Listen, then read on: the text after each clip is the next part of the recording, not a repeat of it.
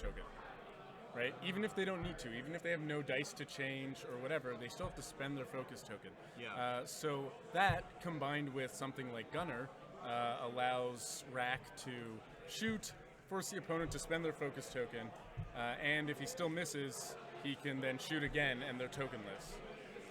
Which is something that a lot of people are taking advantage of on the Decimator nowadays. And given that it has a ton of hull, it lasts for quite a while on the table. Great, you guys can hear us? Yeah, I think we were having some audio issues before. Okay, well, it's working now. Great. Okay, well, let's reintroduce ourselves then. Yeah. So I'm Victor. I'm one half of VTTV Live. And sitting with me here is Mike. Mike, actually, he was one of our hosts last year at the 2016 X-Wing Regional at 401 Games. Yeah, I did most of the Swiss for the 2016 Regionals at 401. I also did the finals matches for the Nationals, which were at the Carlton? Or one of the hotels in Toronto. Yeah, it was the Holiday Inn Yorkdale, I think. That was for nationals. Right, Holiday Inn, that's the one. And today we have just over 100 people actually. Mm-hmm. Yeah, 100 people, which means it's going to be 6 rounds of Swiss, and of course you're joining us at the start of round 2. So there will be a top 16 cut after the conclusion of these 6 rounds, and we have like. I don't know if anybody watching is familiar with the Toronto area scene, but there's like a very tight-knit group of people who play here called the Prototype Toronto. Yep, Prototype Toronto. I'm part of that league as well as, I'd say there's probably 25 people here or so of the 100 players who play consistently in that league. And they're all here, many of them repping the league in their custom shirts. And a lot of them are actually helping out running the tournament. A lot of them play at face-to-face games quite often. So it would be safe to say that a lot of these players like really know each other. Yeah, know how each other plays. So I think like when we start seeing a lot of those games against co-PTL players on camera, we're going to see a lot of very interesting sort of cat and mouse scenarios. Oh yeah, for sure. You got players who really know each other. We do have some well-known players here. National champion Alan Fung is here playing today. He's part of the Prototype League, as well as a bunch of other Prototype players. They're all here, all ready to have a good time. So we're going to have the lists up for you in a second. Our stream manager, Travis, is just inputting them in right now. But I think we weren't live when you were mentioning that VJ, you said we're both seeing double decimators actually. I see Decimator in the top and the bottom. And you said they're both playing Rear Admiral Shirnu as a bit of a mirror match? Yeah, Rear Admiral Shirnu and VG's got Soontir, and Ben has... I think you might have these the wrong way around. Sorry, I think that should be on the other side. I think that's VG's list. Thank God I hope it's Yeah, so tell me the difference between the decision to put Soontir Fel versus Countess Riyadh. Oh, well, Soontir Fel's an old staple, right? Yeah. You don't actually see him being played that much lately, but I mean, Soontir Fel, push the limit, auto thrusters, targeting computer, that actually gives him, so he'll have all the focus and target lock tokens he wants all the time. Yeah. And he's high PS, so he's arc dodging like crazy. Right. Very hard to hit. Very hard to hit. But defenders are the new hotness, and that's what Countess Riot is. In fact, I know there's at least... So Countess Riot, her ability is the one where when she does like a maneuver, she gets something? So Countess Riot, when she does a straight maneuver, she can turn it into a K-turn afterwards. So she can always choose to turn her maneuver into a K-turn, which actually makes her the only ship in the game capable of doing a green K-turn, because her straights are green. Well, not only that, but like her ability kind of makes it what is normally a very predictable defender dial, a little bit more unpredictable. Yeah, so most of the other defenders will be K-turning every single turn, and they're always 4K. But with Ryad, she can choose to K-turn. She can decide to just keep going forward. She dials in that straight, Right. and then after she does the maneuver, she decides if she wants to turn it or not. So the only problem with her is that she's PS5, I believe it is, which means you actually have the opportunity to get around her if you're flying a higher PS ship. You just have to be ready for it. Let me double check that. Local. I've got an app here that has a list of all the cards in the game. So we see at the start of this, I think the camera's positioned so that Suntir Fel is just off the top of the screen. Yeah. Just to the top of VJ's decimator over there. Or And yeah, that would be VJ's decimator. wait, And do we have the names on the right side now? No, I think the I think names you- actually switched. I think we have them switched here. Yeah, sorry, you've got the names. Ben is on the right. So you switch VJ over to the left and then on the right. Yeah, That's okay. the lists aren't up. Right, so. Oops. Wrong reference cards. Those cards. Ships and pilots. TIE Defender. So the layout of the asteroids I see here is actually really interesting because it kind of made both players sort of forced to do this circle maneuver that I'm seeing now instead of engaging head on. I don't know if Direct through the middle? yeah. Now I know Decimator, especially Rear Admiral Shiranu, they don't want to charge forward. It's not like a Captain Oiken situation, right? No, it's a big turret, so well, it looks like VG here has, or sorry, Ben here has bumped Countess, his own Countess to begin with. Intentional or not, maybe not off to a good start. Well, I mean, that was one of the hardest things for me when I was Large playing ships? X-Wing, just like to determine distance and all that. Mm-hmm. I mean, it could work out for him. I don't know if is the Decimator supposed to be the ship that flies in first, and then your ace is the one that mops up afterward? Like, what is the tough. ship that's supposed to survive afterward? It's really tough. It really depends. It really depends on, like, ideally, I think you want the Decimator to live as long as possible because it's really powerful. Yeah. That being said, this Decimator setup, at least Ben's Decimator setup, has Darth Vader on it, along with Gunner, Hotshot Co-Pilot, which means that when he takes those double shots, he might even just be Vadering to do that damage, which means he's going to be losing a lot of health on the Decimator. But I think this Vader is actually really good against Suntir Fel. Oh, you don't yeah. need to connect with the No, you only Rack's, need with Rack's shot. you only need to Vader 3 times and Suntir Fel is dead, which then means that Ryad and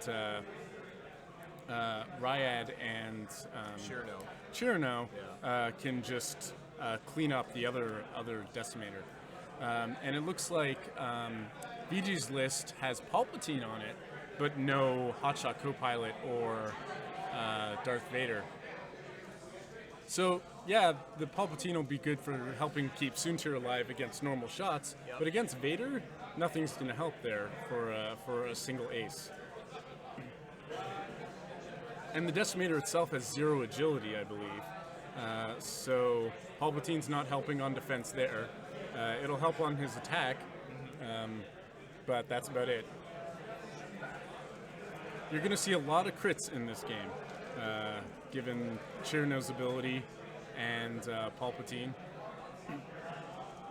Okay, so less of a circling, which is what I thought was going to happen, and more of just like a head-on sort of collision. The only difference is that now that Oh, it looks I feel like like Suntir Fel, he might not be in the first engagement, or maybe in the second engagement. I can't tell if those two ships are within it firing looks like they're distance of each just other. at range 3, Yeah. but we will see soon enough.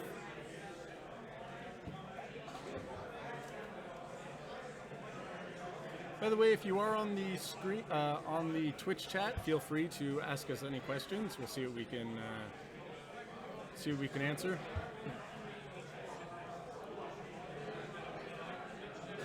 All right, looks like Ben is boosting around here to get to range 3 Yeah, and secures exit through the asteroid field. Yeah, I think this is a good idea because as long as Sunterfell is not in the fight just yet, Yeah. you might as well just, it's like you said earlier, it's 2 0 agility ships. You might as well start piling damage on that ship before your opponent can bring both ships to bear at the same time. So, first roll of the game. There we go. That is Looks like 2 hits. hit, blank, hit. It's a little too shiny there. I wonder if we can adjust the light. Turn down the brightness of the die. Yeah. I'll do that. Can you go do that? Great. Oh, sorry. So we're gonna have just adjust the brightness on the dice tray there. All right, and firing back. That's a crit and 2 focuses.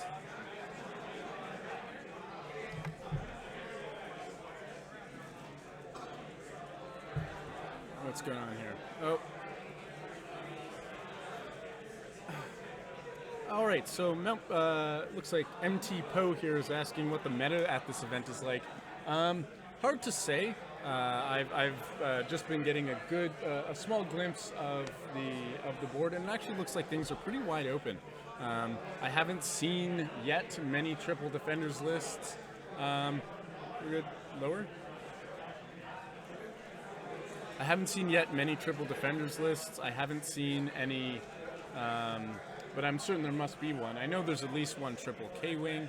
We're seeing 2 rack two Chirana lists. I know there's at least a 3rd Chirana list out there. A friend of mine is playing one, so that's pretty common so far.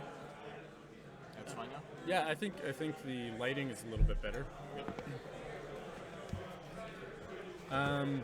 I haven't seen a Dengaroo list yet. I do know there's a few Fen Manaroo lists, but I wouldn't be surprised if there's a Dengaroo out there. So it's a lot of people trying a lot of different things. It doesn't look like there's one large dominant force. I was talking to a couple of the players earlier today, and they all remarked that there weren't as many defender lists as they were expecting. Right. Yeah. And I think part of it is because people were attacking against defenders. I know there was 1 or 2 3 K-wing lists. Yeah. And one of my friends who's playing today, Joe Silva, actually he's playing. He just described a Miranda Donnie 2 Y-wing list. Right. And Miranda is just like loaded to the gills with bombs, which apparently is like a really good tech against defenders because they're very predictable with their K-turns and all that. They're always very predictable. They will be K-turning through most of the game, and which means you know where they're going to go. Yeah. So now this next round coming up, you have Rear Admiral Chiranu on BJ's side, which is the not modified one. Yeah. I think Ben's is the lower one here. Yep. The modified We'll get the one. stream manager. We actually have the ability to put like numbers and letters on each one. We'll get the stream manager to start putting that stuff on so that you at home can identify which ship belongs to whom. But I think VJ's kind of created a bit of an awkward situation because Sunterfell has to go before Rack, doesn't he? Rack is PS8. Sunterfell is With also with the veteran instincts that makes him PS10. Oh yes, that's So correct. Sunterfell's behind him. I'm not sure what sort of maneuver VJ can do to get him into a good firing position this turn. Yeah, it's an interesting question. He's obviously clearly taking his time with Suntir because he doesn't want to get Vadered. But at the same time, now that just opens up Ben to kind of focus down Shirano. Yeah. VJ Shirano, that is. Before Sunterfell can actually become a player in this game. It looks like, my guess is that VJ is hoping to bring Suntir around to take care of Ryad. I see. So that seems to be his approach now. He's going to go around the outside while Ryad's coming up the middle here. And Suntir does have the advantage on Ryad only because Ryad's PS5, so Suntir can arc dodge her all day.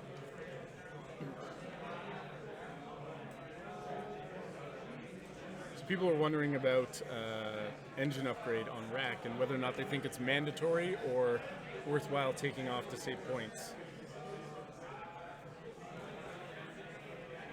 And you know what, guys? I agree that like VI and engine upgrade, especially if you're going to be fighting against a whole bunch of aces, it's the only way to keep Chirno out of arc. With 0 agility, he's going to be taking a lot of damage no matter what. So the best way to keep him alive is to have him out of arc if possible.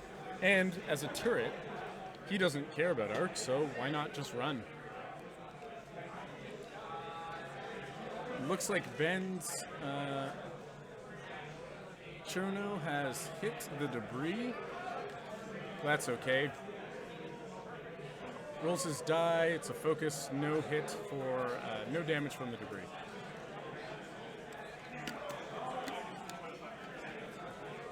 All right, VG's going to shoot with Chirno. That looks like 3 hits and a crit.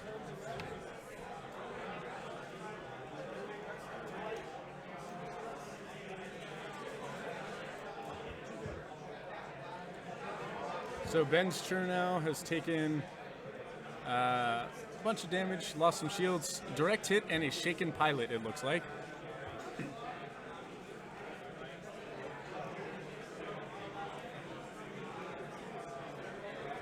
Can we adjust Ben's shields and...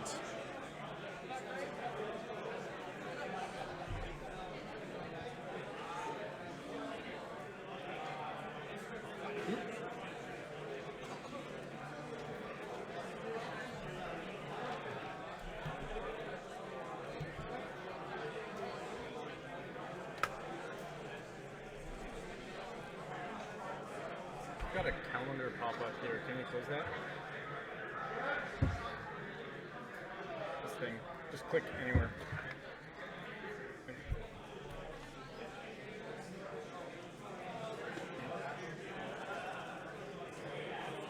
And it looks like VG's Chirno has taken a shaken pilot. So they're already all the shields are gone already. And that's the thing about Chirno and Decimators in general. They just melt quickly. Another shaken pilot on Chirno.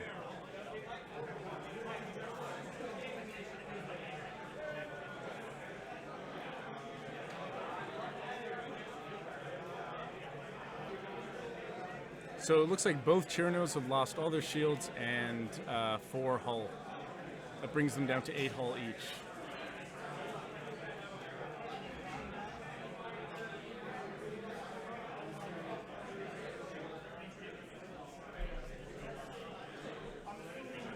And we'll adjust those hull and shield icons on the list in a second.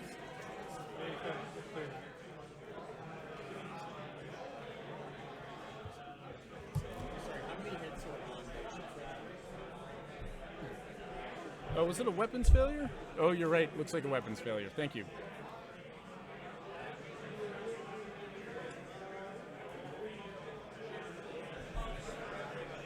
They both lost their shields and 4 hull each. 4 hull on both. All right, so coming into this next round, it's looking interesting. Weapons failure on Chirno is actually quite terrible, but that should be easy enough for VG to clear this turn if he decides to use his action for that. Chirno, as it stands with Gunner, doesn't really care too much about the tokens. I mean, it's nice to have, but he can always create a crit himself, and he gets 2 rolls, so even if he misses the first time, that's all right.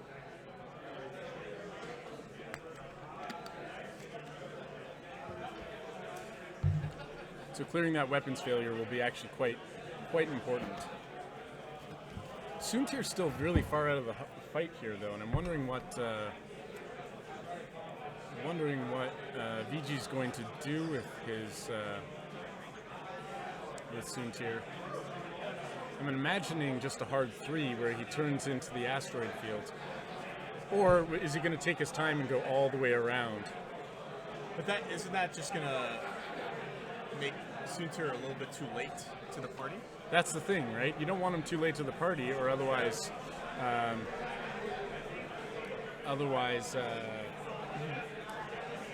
VG's chair now is just going to get torn apart.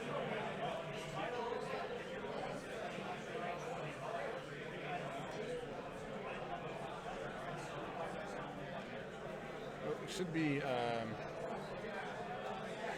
be 4 damage off of 2 more hull off of Chernow's Ben's Chernow. So Riot does a K turn, gets a focus target lock and an evade, and there we go. Soontir did the hard maneuver and. How much damage does Chernow have on it right now? Just 4. 4 damage. It's a direct hit, and It just didn't update it. oh, there we go. It's Thank you. updated now, yeah. Thank you. There we go. And see, this is Soontir's advantage in terms of out PSing Riot. Riot turned hoping that, I guess, that VJ's chair now is going to head south, Yeah. and looks like Ben called that correctly. Well, I guess that Ben has the initiative here, which meant VG was forced to turn south or otherwise bump the other Decimator. But now Soontir's in this perfect position to take a range. Well, it looks like just out of range 1, maybe? just out of range 1 or range 2 shot. It could be range 1, but if it is, barely.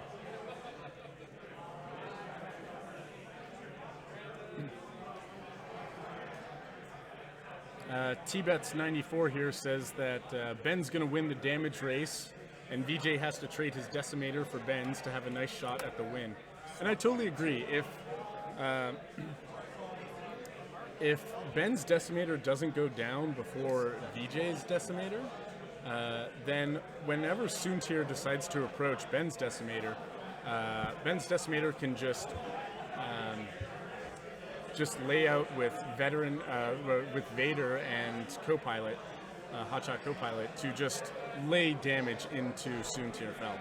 And Soontir will just blow up. He's only got 3 hull, so 3 hits with Vader and he's dead. Even if it means sacrificing Chernu to get that guaranteed kill, it would totally be worth it if you still have Riot on the board.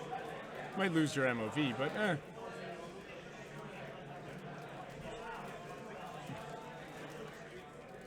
So Ben's chair now running north.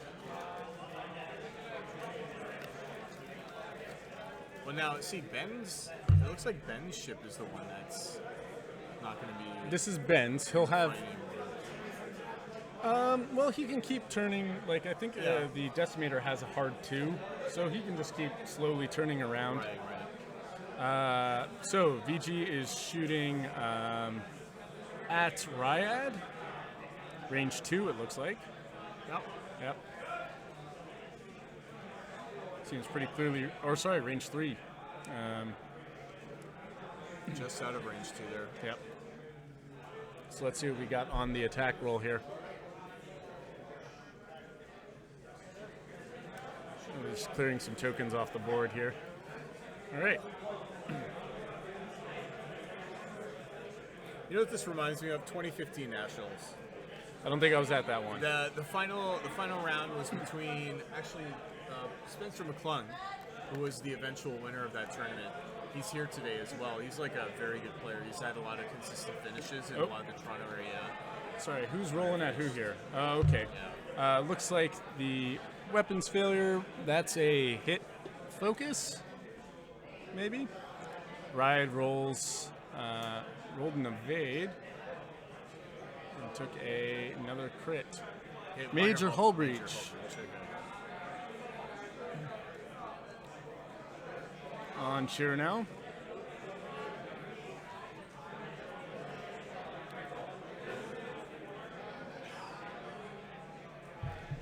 So yeah, the 2015 Nationals game was, the final was Shirno and Soontir Fel. Obviously they don't have the same upgrades as they do now.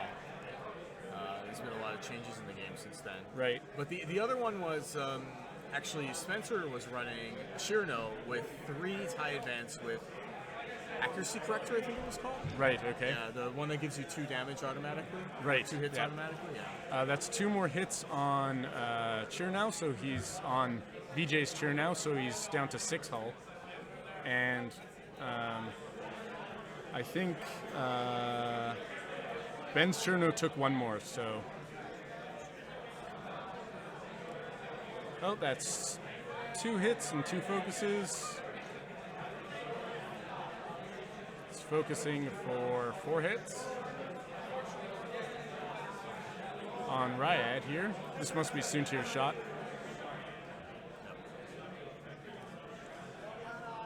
So it's 4 hits versus 2 evades on Ryad. Yeah, So looks 2 like shields down for Ryad, looks like. I think 1 actually. Looks like he just took off 1. I wonder if we can shade that dice tray a little bit. Yeah, I think when we get into the second round, we can start playing with the lighting there. Yeah. It's in the worst position. Yeah, if you just point it up a bit, so it's not directly on the dice, that might make it a little bit better. Oh, I missed that crit. What is that? No, I don't think it matters at this point. Chirno's running out of hull. 1, 2, 3, 4, 5, 6, 7, 8, 9. VJ's Chirno has only 3 hits left, it looks like. Yeah. Now, I think Ben, he has to kind of preserve the hit points of his own Shirno, because I feel that's going to be a huge factor in being able to take Soontir Fell down here. Yeah, for sure. I mean, so he did his 1 pass. Now he's going to escape, circle around again.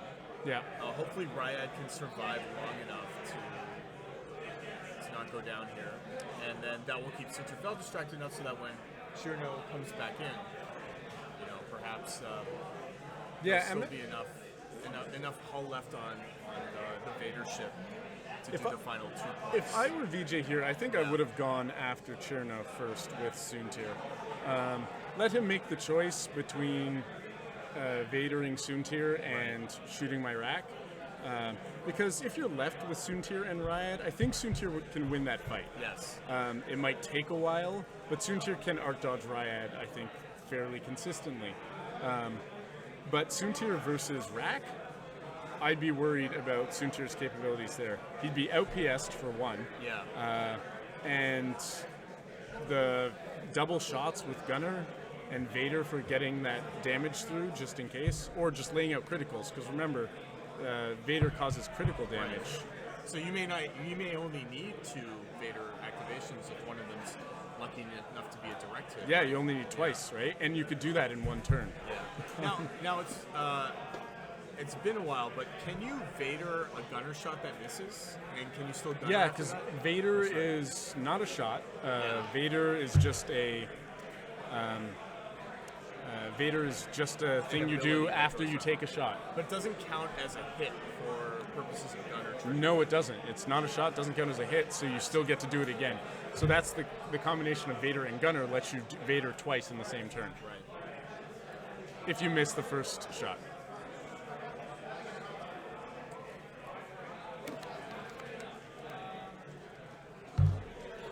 So this game is actually moving at a fairly fast pace, which is what I've normally found for like in the first couple of rounds of a tournament. Yeah. Right? Like it's like you're running a marathon, but I feel like some players, they just sprint the first like 500 meters, And you don't want to spend too much of your mental energy on the first Yeah. few rounds. If you're going to be playing 10 rounds of a game, you really want to save your ability to outthink your opponent for later on. Now, would you say like lists like these require more or less mental energy than say some of the ace builds, for example? I would say this one's pretty simple, actually. Oh, yeah? I mean, Chirno just kind of plows through, Yep. lays out as much damage as you can with those double shots each turn. And you only have 1 ace to think about in terms of flying positions. I find, for me at least, the most mentally taxing thing is choosing from my variety of positions and post-maneuver actions. So flying an ace like Soontir Fell, where you can boost or barrel roll, Right. or you can do both, right? You have to decide, okay, where am I going? What am I doing after I get there? Where will that put me in relation to where I think my opponent is? Yep. And if you're flying 3 ships that do that, that can be very mentally taxing. This, you're only flying 1, really. The only thing Cheer now cares about is being at range 3, right? Is it range 3 or 2? Well, range 2 is his ability. And if you can lay out the crit, all the better, but just doing the damage is always nice. So looks like range 3 between the 2 Chiranaus here. Ben's Chiranaus going to take a shot.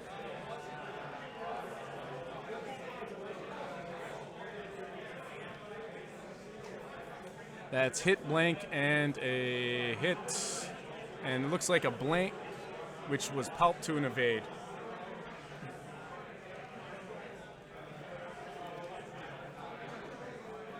yeah, we apologize for the glare on that dice cam. It's a really useful tool, but we're gonna change the angle of that lighting after this round. Yeah, just so we to can make see sure the that, dice a little better. Any interesting lists today? I don't know if I've seen any TIE SFs just yet. Do we have the giant stack of lists somewhere? We do. I mean, we could probably take a look through it over there. Yeah, I'm just going to grab that and see if I can find something interesting.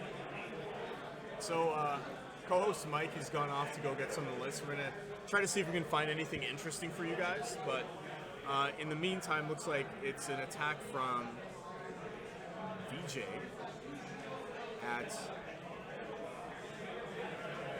Raya. Yeah, it looks 3 hits there, maybe. And 2 focus.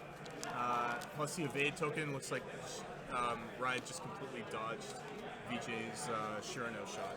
Okay. Well, that's what defenders do. Oh, that was a Sunter shot. Wow. Okay. Oh, you're right. 4 dice? Yeah, range 1. That is what defenders do, unfortunately. So what is backdraft? What is that list? Backdraft? Backdraft, not a list. That's one particular TIE SF, the TIE Special Forces. His ability is... What is his ability? His ability is... I don't fly Imperial, so I always forget the various things here. Hold on, let me see. TIE SF... There we go. Backdraft. When attacking a ship inside your auxiliary firing arc, you may add 1 crit result. So, TIE SF has a rear arc, and you can just add a crit out the rear, So which can be nasty. Yeah. Is it a popular pilot though? I don't think the SFs are super popular. They tend to die a little bit quicker than you would hope. Because they have 1 less agility, right, than a TIE fighter? Yeah, they've got 2 agility and 3 hull, 3 hull and 3 shields. They do not get an evade action, so they're kind of slow and not particularly nimble. That might change a little bit. I wouldn't be surprised if we see a backdraft or any TIE SF today running lightweight frame, Which does what? which is a new card that came out in the TIE Striker, and it lets you you can equip it on a ship if its agility is less than 3. Yeah. And what it does is if your opponent is attacking you with more attack dice than you have agility dice, Yeah. then you get to add 1 agility die. And that's after range bonuses. So on the TIE SF, for example, which only has 2 agility, it will let them roll an additional agility die if there is someone attacking them with 3 dice or 4 dice. Right. Which in theory could help them live a little bit longer.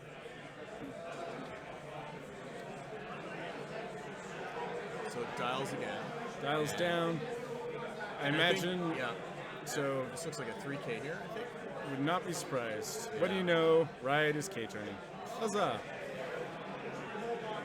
I think Ben got off really lucky with not taking any damage on Riot last turn. Yeah, it makes it a risky proposition to turn Soontir in to just blast him at range 1. It's a possibility, but Soontir's going to take a shot from Riot in general. Or maybe not, actually. I think Oh, he it might looks like just boost Suntir's that going again. for Rack there. Now, I think this is what... I don't know if I mentioned this a minute or two ago, but I think this is actually a smart play by VJ, realizing that, like, you know, it's no problem for VJ's ace to mop up Riyadh's ace if it comes down to that. Yeah. But right now, while Ben's ship is being pressured by both of VJ's ships, Yeah. this is the time to actually, like, you know, try to if not finish off Ben's Shirano, then at least get it low enough so that he can't Vader anymore. Correct. So we've got a focus evade for Suntir. And he's still got that target lock on... Who's that on? No, I think we should probably just turn down the brightness of the light in general. Yeah. It's shining a bit on all the tokens. I think I can also adjust the angle too, I think. Yeah, just the angle, turn down the brightness.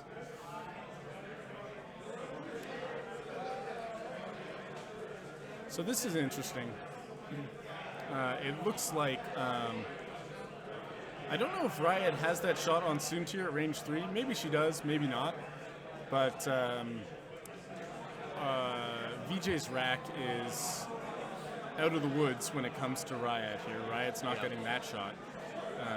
Which means he'll probably die to whatever shot that Ben's Rack takes here.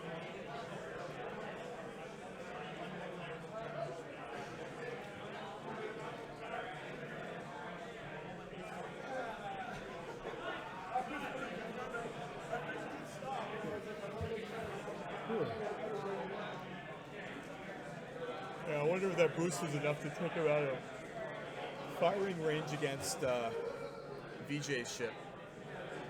And then very smartly going behind the rock there. Yeah, but he wants to be in range to finish off VJ's ship anyways. These two shoot at the same time, so I'm pretty sure VJ's Rack is... So VJ just shot... he's just doing one hit and a focus, I believe it was. Looks like he didn't decide to change it. We could show the PS on the overlay, probably. Can we do that? Add the pilot skill to the overlays? Yeah, pilot skill on the list. Right next to the name, yeah. Right next to the name. You could just put it in a bracket numbers, right? Oh, you can't because it drag it. Can't from easily? No? Oh, okay. Looks like console fire just happened on Ben's ship. Ben's chair now. It looks like we can't easily add the PS to the overlay right now. We might be able to do it later, but not at the moment. We're pulling from an app that pushes out the lists, so it's all being done automatically. That being said, both the Cheernows are at PS10. Suntir is 8 or 9. Riot is 5. I always forget if Suntir is 8 or 9. Suntir is 9. That's right.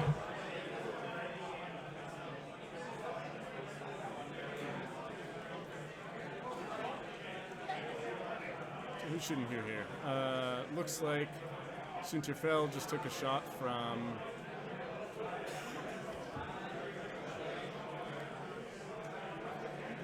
Wait. Oh, another shot from Rack.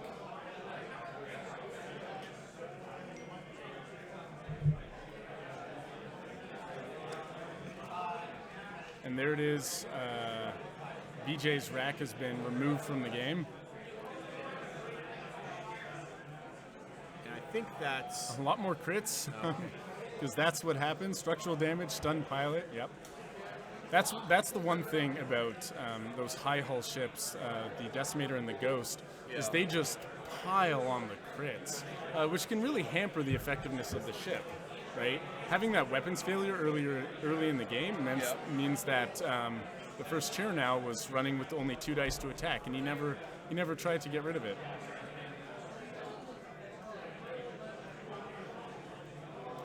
So that's Suntir firing on Rack. 1 die because it's obstructed. It's 2 more damage on Rack. So now it looks like that's shut off. shut off his. The ability Vader to possibility. Vader. Now it's possible you could still Vader yourself to death while You while can. dealing You can damage, choose to right? Vader yourself to death. I would not want to at this point. It's an MOV issue, right? I mean, that thing's gonna die anyways, probably.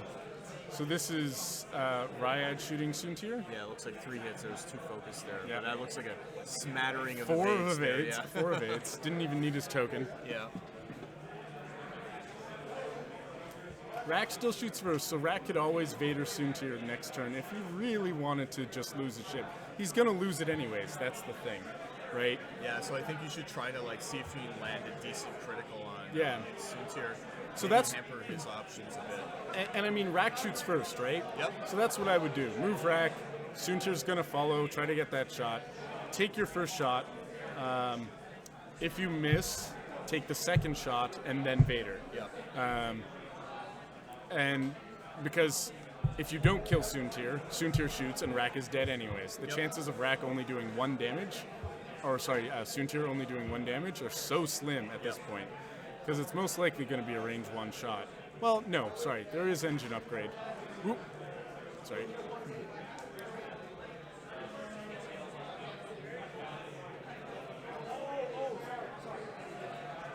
You see VJ laying out his damage cards here. There's 3 crits overall.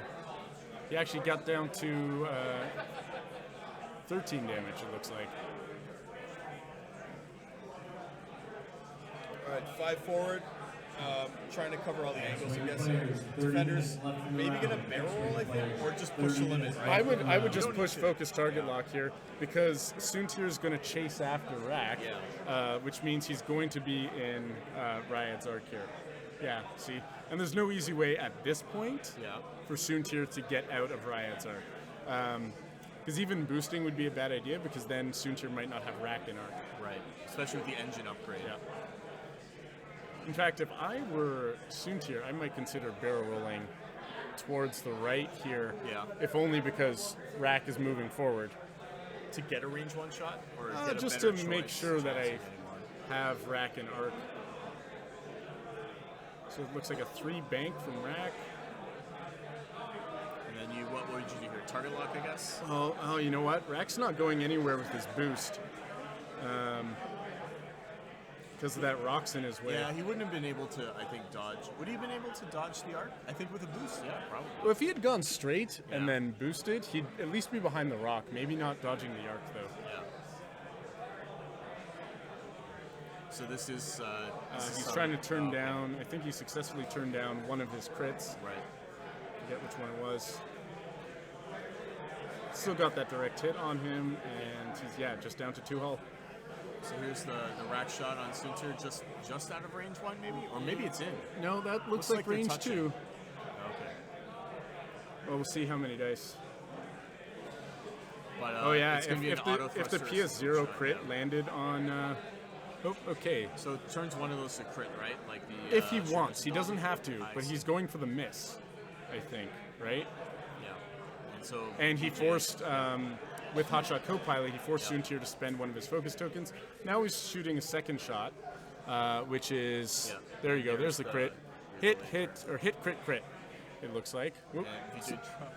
Dice landed on the floor here. Okay, and so that looks like a focus. One and an evade, evade, focus, and another evade. and looks another like. evade. Okay. So spending the focus. Yep. And now is he gonna Vader?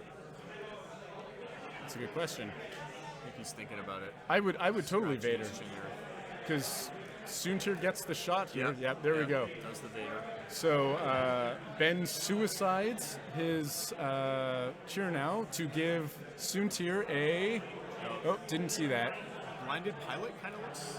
Maybe it looks like. Missed that crit. That's okay. Some crit, not direct hit, obviously, or else. Did we manage to evade all those hits? Yeah. Okay, so he's only taken the 1 crit. If it's blinded pilot, that's going to be really annoying because that'll extend this round, game an extra round. So now here's the shot by Ryad. Target lock, reroll. Hit, crit, focus. 3 hits. We're at range 3, so Soontir gets an auto thruster, yes?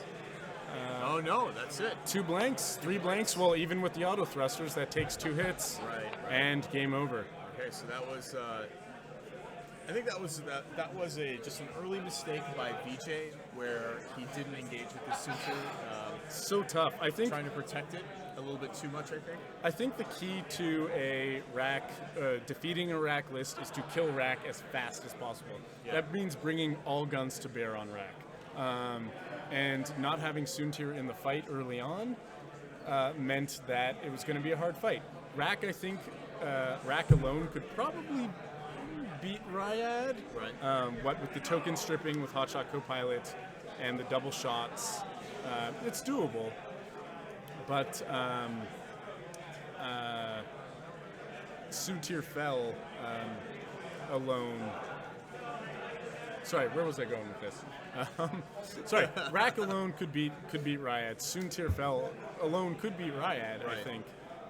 But the fact that Suntir never got the chance to have any time fighting Ryad alone means that, there you go. And I think it was a little bit of like after the first engagement by VJ, couldn't really decide what target Sunterfell needed to take out first. Yeah. So took a shot at Ryad, then sort of turned to chase Yeah. Rack. I would always just shoot Rack, right? Yeah. Because Rack, the 0 agility means Yeah. he goes down so fast. Yep. And you want him to gunner as little as possible. You want him to Vader as little as possible. Right. So you just plow all your damage into him as fast as possible. That's the only way I've ever won against that list. I've only played it once or twice, the Rack Ryad.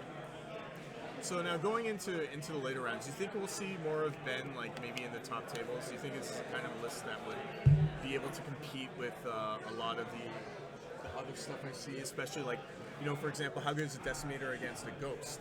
Like a list that has a Ghost in it. A loaded Ghost versus a loaded Decimator. I think this Decimator does really, really well. Yeah. I don't know about ghosts or whatever else. I don't think there are that many ghosts here today, but we might see a few local rebels. I see a couple over there. I see a lot of Outriders. I think there was a list. In round 1 earlier that was playing 3 Z95s, a Y-wing, and I think they're called Fringe Spacers. Wild Space Fringers. Wild Space Fringers, yeah. Yeah. 2 PS guys.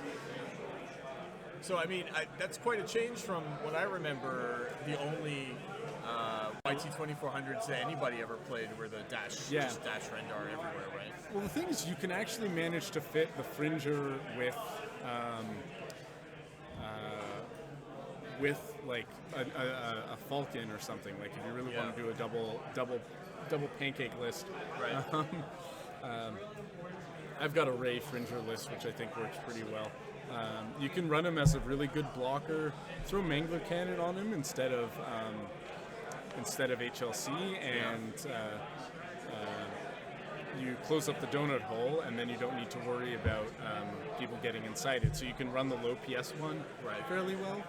The only problem is it's got 2 agility, but only 10 health total. Yeah. So it can die quickly. You got to play it as a blocker and use it as a distraction to keep your heavy hitters better. Well, why don't we now that the round is over, why don't we go adjust that light and see if we can So I figure think things out. what we're going to do now is we're going to take a break.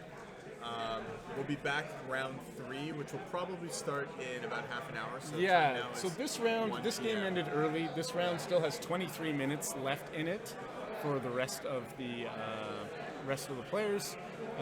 So we will be back in about half an hour for the next round. 1:30 Eastern Standard Time is when we expect to be back. Cool. What's that? Yeah, so 1:30ish, 1:40ish, we will be up and ready to go. All right. Once again, thanks so much, you guys, for watching. We'll be back soon.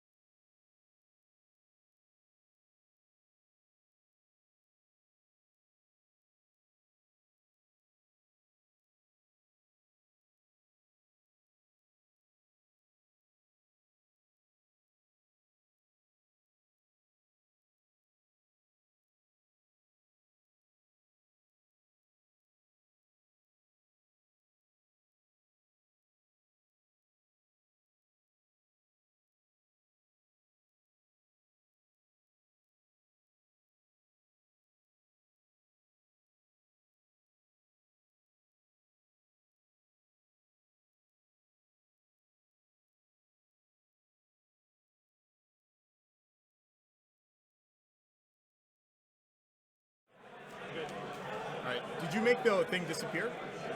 The list on the left? Okay. All right, guys, welcome back. We're starting round 3. Round 3 is featuring PTL local Tim Ralphs, and his opponents will be Gus Pantelidis. Tim is playing, looks like a Atani Mindlink list. It is an Atani Mindlink list. It was actually Tim's playing kind of proxying for Graham Kirkpatrick, who's actually running the Toronto Regional Champions. Graham was the one who developed this list, and Tim's been practicing with it for the past little while, and I guess that's how he got up on stream for this round. So the combo, just for my benefit as much as some of the other winners, the Tani Mindlink, like Manaru, is the one that just gets a bunch of tokens. There's like some. Well, so the way this works is there's going to be a lot of tokens flying around in this list. Yeah. With the Tani Mindlink, anytime any one of those ships get a focus token, all the other ships get focus tokens, as long as they don't already have one. Right. Same thing with stress. If anyone gets a stress, they all get stressed. That plays well with Guri and Manaru. Guri gets focus tokens whenever she is in range 1 of an enemy at the start of the combat phase. So you can do all your moves, take a bunch of actions, and if Guri's at range 1, you get a focus, and so does the rest of your team. Manaru, also at the start of the combat phase, can do a thing where she passes all of her tokens to a friendly ship at any range. And that counts as getting a focus. That counts as getting a focus. For a Tani Mindlink. So if you, for example, Manaru passes her focus and target lock to Fen Rao, Manaru then gets a focus token because of a Tani Mindlink. Right. So you can end up with Guri or Fen Rao having two focus tokens. Actually, even 3 focus tokens you can get to Guri, I think, in this list, and then Manaru still ends up with 1. Yeah, Guri can have up to 3 because she can take the focus action. Yeah. She can then get a free focus at the start of the combat phase, and then Manaru can pass her a focus. Right, so Guri can have up to 3 during the combat round, which is pretty intense.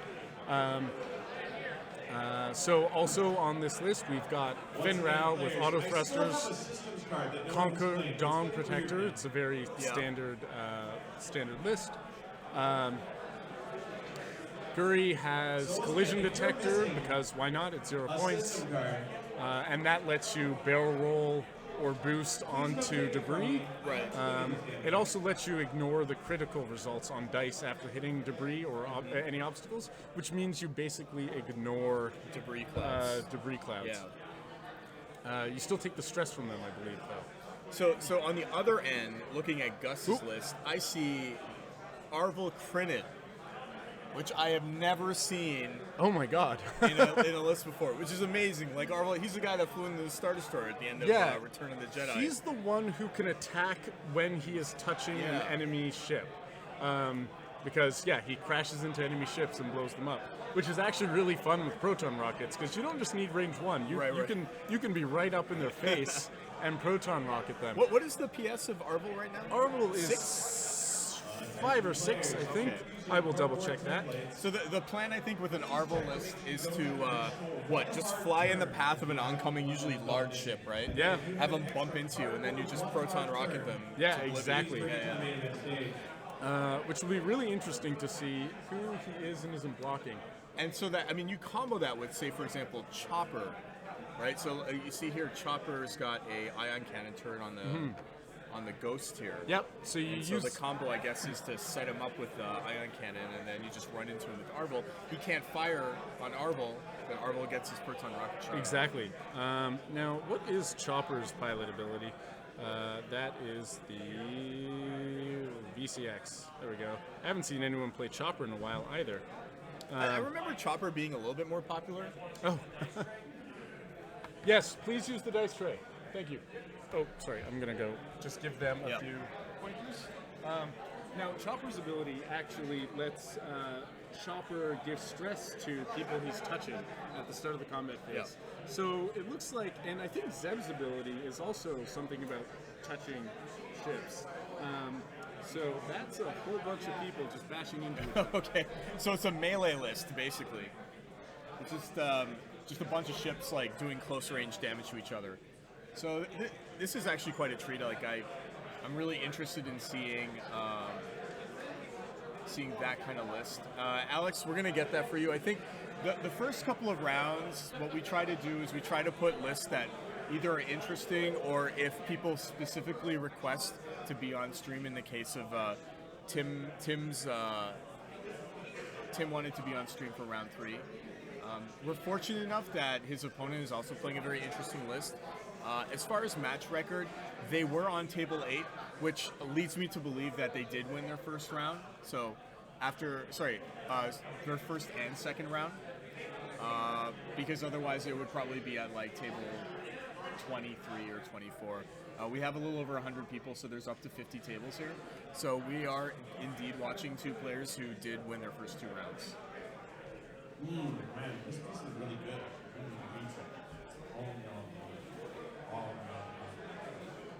As a reminder, pizza is available at food. So our TO Graham just announcing that pizza is available for all the players. Now, personally, I found that if I'm playing in a tournament, the last thing I want to do is eat like some really carb-heavy thing like a slice of pizza, because that's when I get sleepy.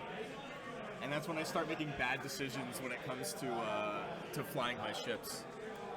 So, Alex asked if both these players were 2-0, and I think they are, because they're at table 8 going into round 3. I think it's highly likely that they're both 2-0 players. The higher number tables are usually the better situations.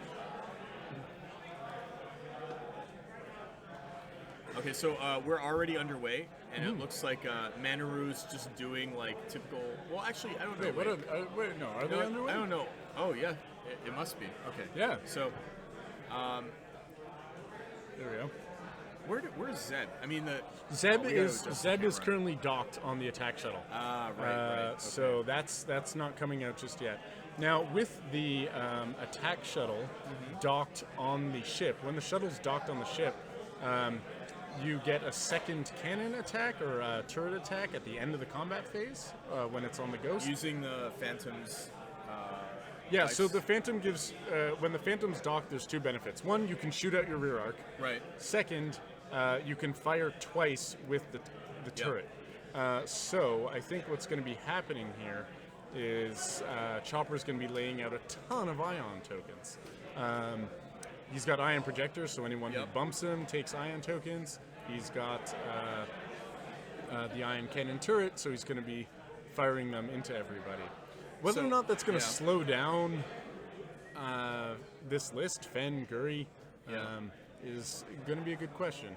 Well, already, I mean, we see that the trap is being set here for Manaru. Arvel's rushing to take out this escape path on the bottom of the screen. Chopper is probably going to drive up the middle. You said that he ignores the debris cloud? No, that's Guri with collision detector. Guri collision detector. Yeah. Okay, so he may have to swerve around that debris cloud. You know what? VCXs tend not to care too much about stress anyways. He's got fire control system, so he can fire once, get a target lock, fire again. Ezra Bridger lets him reroll focuses, or exactly what does that card do? So it's a bunch of upgrades that conspire to say, hey, I don't care about stress at all. I'm gonna play regular X-Wing as though I don't have any stress. Yeah, and that's often how the VCXs are built. Just because, I guess, they're big and heavy, and and because of Harrison Dula, right? Hera lets you take red maneuvers even if you're stressed. So you just start stressing each other and doing whatever you want. Ezra Bridger, when attacking, if you are stressed, you may change one of your focus results to a crit.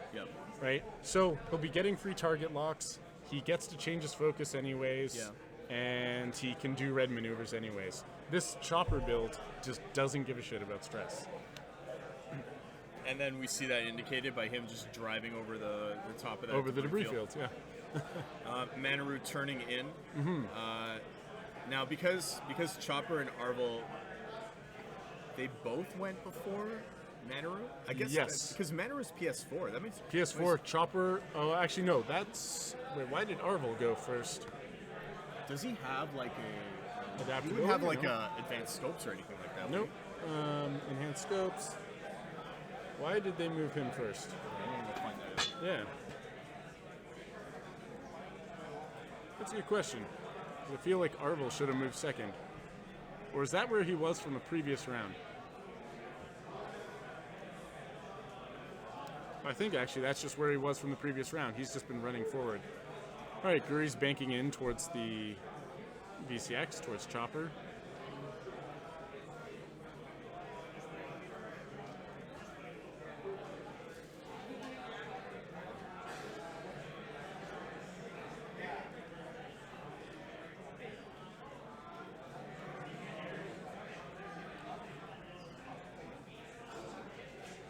Just trying to figure out what's going on there.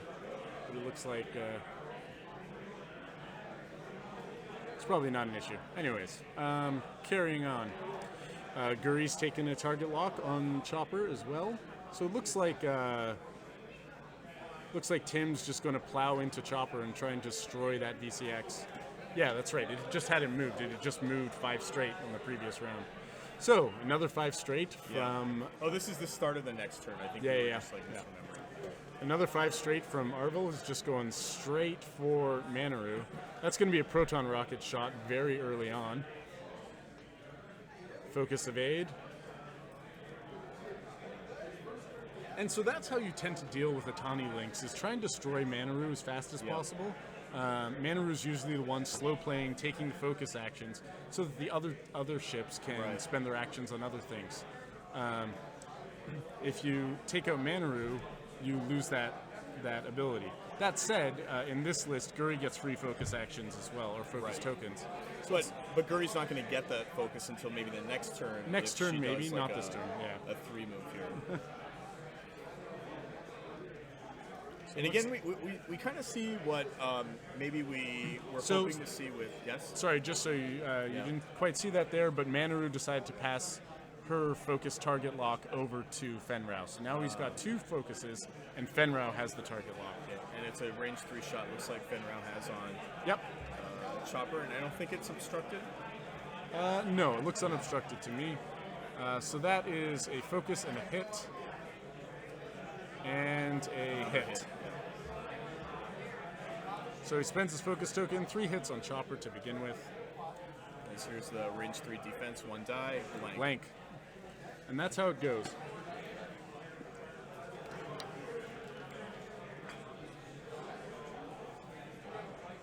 So the real question is going to be what happens when Chopper enters this fight. Because right now, the Ion Cannon turret is range 2, 1 to 2. So Ion Cannon turret can't do any damage at this round, I don't think. There's the proton rocket shot for 4 hits and a crit. Oh man!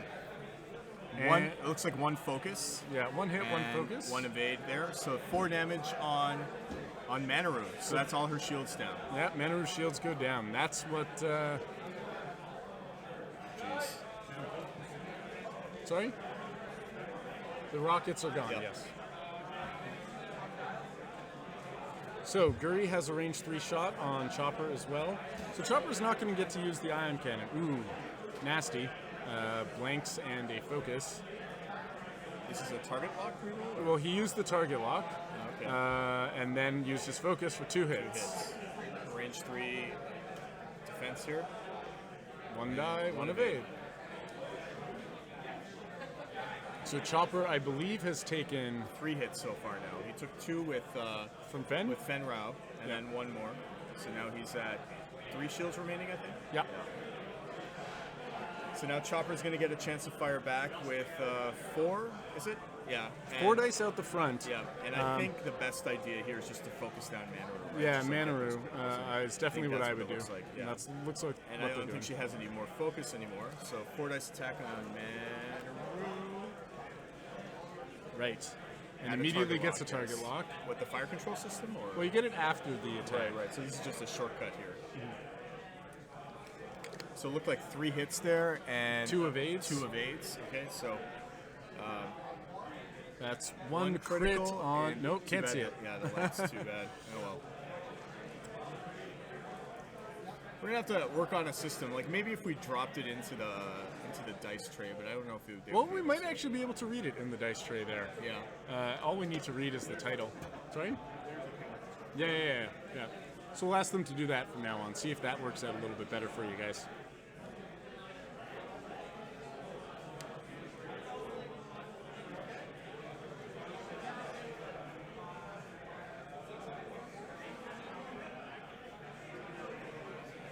No, can't read it. Try holding it up to the... No. That's okay. We'll figure it out.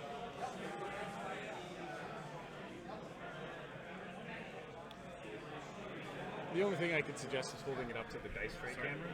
If they hold it up to the dice tray camera, that might be better. No. All right, so what are we doing here? Manaru's taking a shot.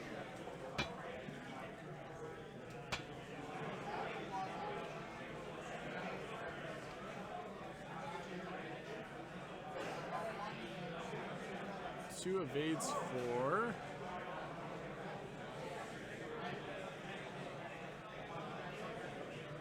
Uh-oh. Today. Our camera's on a fairly, well, not. It's a sturdy rig. It'll stay.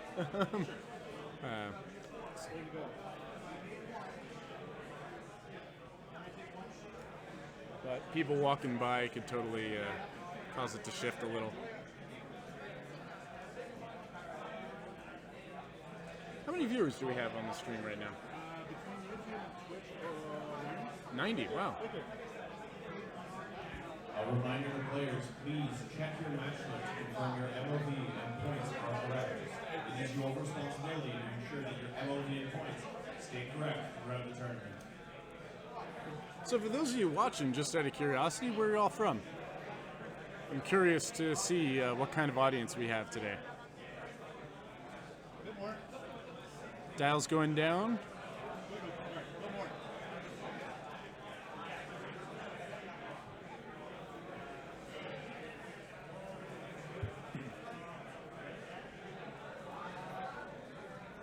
This fight near the edge of the board here is going to be really interesting. Don't know how long Manaru's going to last.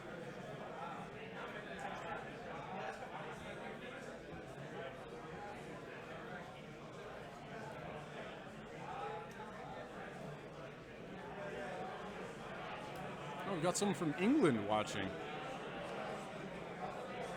Oh, a lot of folks from England.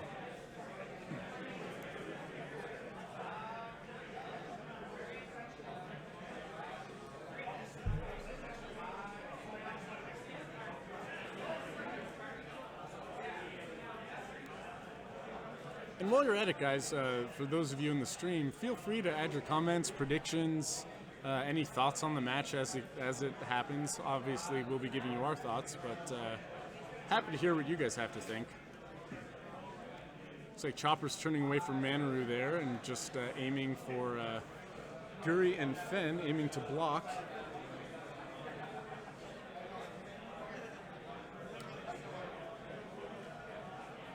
Just moving Arvel out of the way while they move Manaru. Manaru's just in a 3 straight, so she's just going to keep hanging around the bottom of the board. That's not going to save. That's not going to save her, though. Where she's positioned right now, she is. She's still in the rear arc of the Ghost, who can shoot because she's got the Chopper's got the Phantom docked.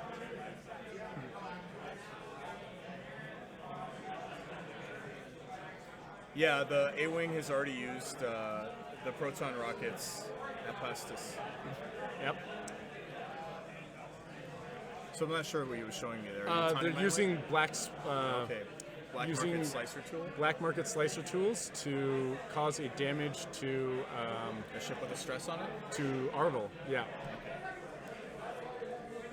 Oh, it looks like Arvel's taken 1 hull and must have lost 2 shields last round as well. Resonator, the crit is weapons failure on Manaru. And so that's exactly what Black Market Slicer Tools is for, is those PTL using aces.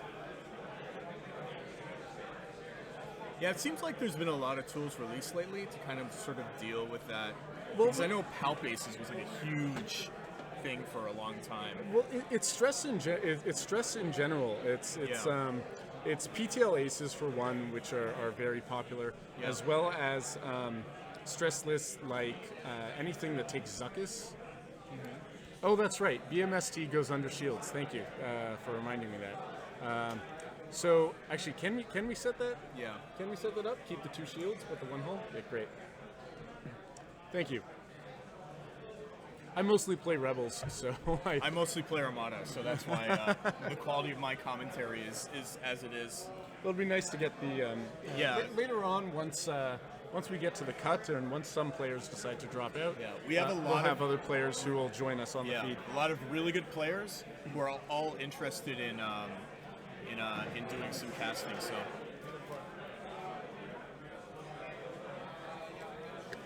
All right, so that chopper move managed to effectively block both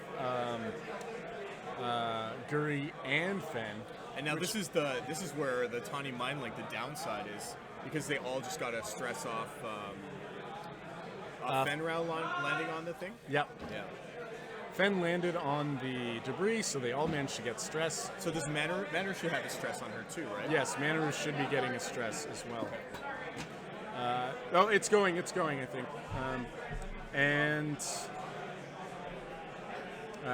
But I believe Fen should end up with an ion token. Yeah, that was an excellent positioning by Chopper. Confirmed, Manor does have stress. Yep. Just saw its camera there.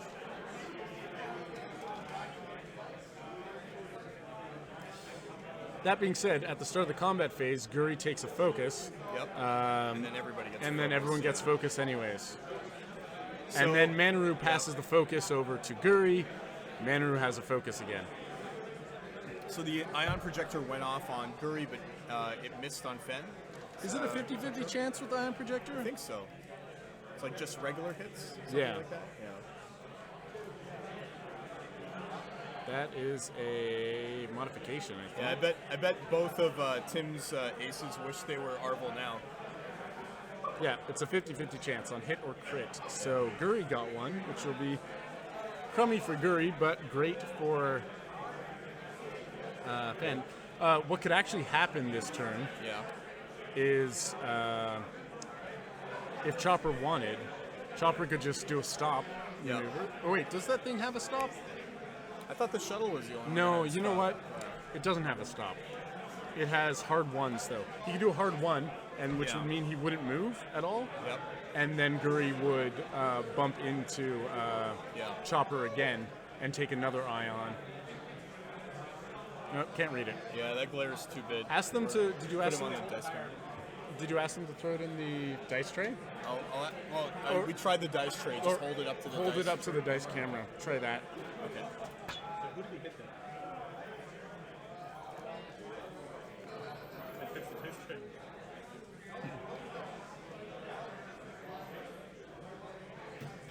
you know who that crit was to? Sorry. Do you know who that was dealt to? Trying to see here. No, so much glare. As long as they tilt it away from the light. Yeah, they got tilted away from the light. What's up? There's still glare. They just have to tilt it away from the light. Okay. That's all. Yeah, Still need to figure out who took that. That when went we took that crit, it was I think it was Tim. I don't know, it was Tim. Manaru, probably.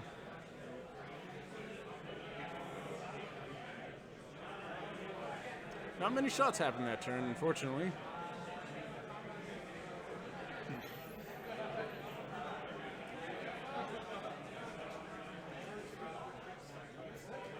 Manaru took stun pilot, and so Manaru's down to 3 hull.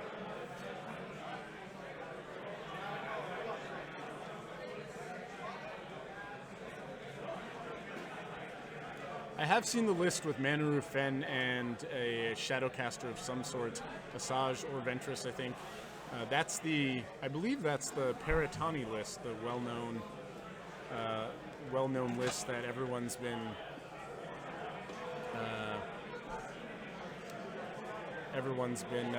really excited about lately.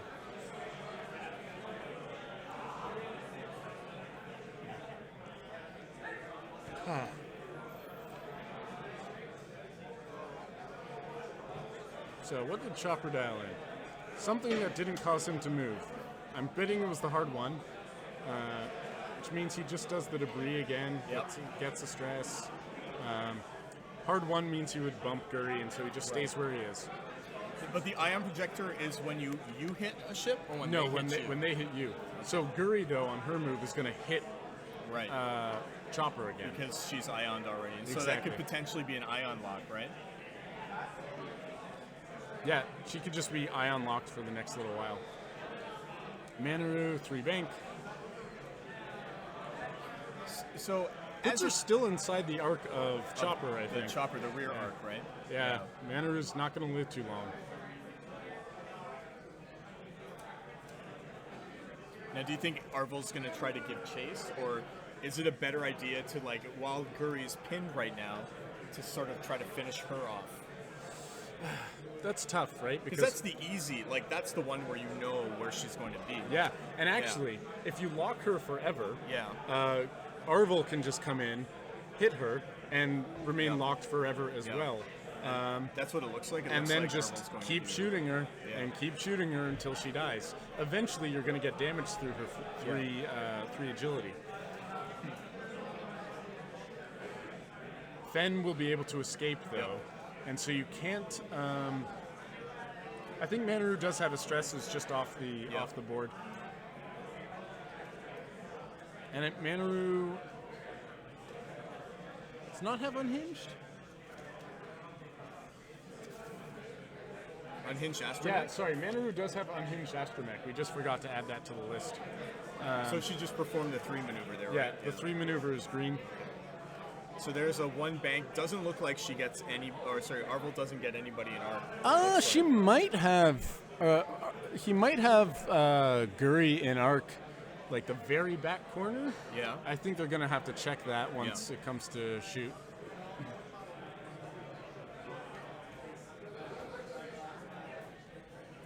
The 3 bank would be green though because of unhinged astromech, Right. which we're just adding to the list here. We forgot to add it in. Guri managed to be not ion this turn. Fen doing a hard 2. Now this is interesting because it puts Fen in basically a terrible position. Yeah. No shots. No shots, and Guri, Chopper, can just lay out 2 ion cannon shots at Fen here.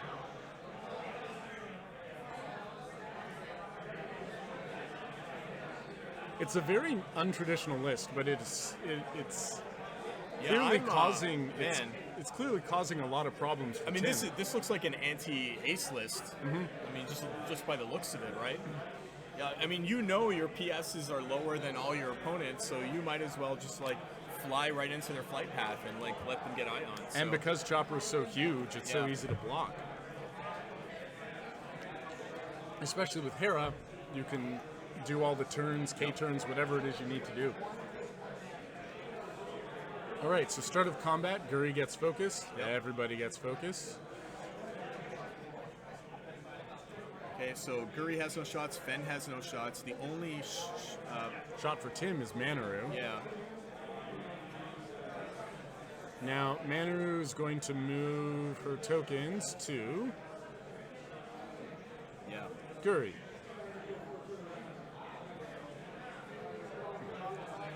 So Guri has a target lock on. Oh, sorry, that's Chopper's target lock. Yeah, see, it doesn't look like that he has arc on Guri there. Yeah, it looks like Guri's just out. Yeah. That bank was too far. Yeah, it should have been a hard turn. So you're right that Fen, T-Bets 94, you're right that Fen will have focus auto thrusters and 4 dice. But don't forget that Chopper gets 2 shots with that ion cannon turret.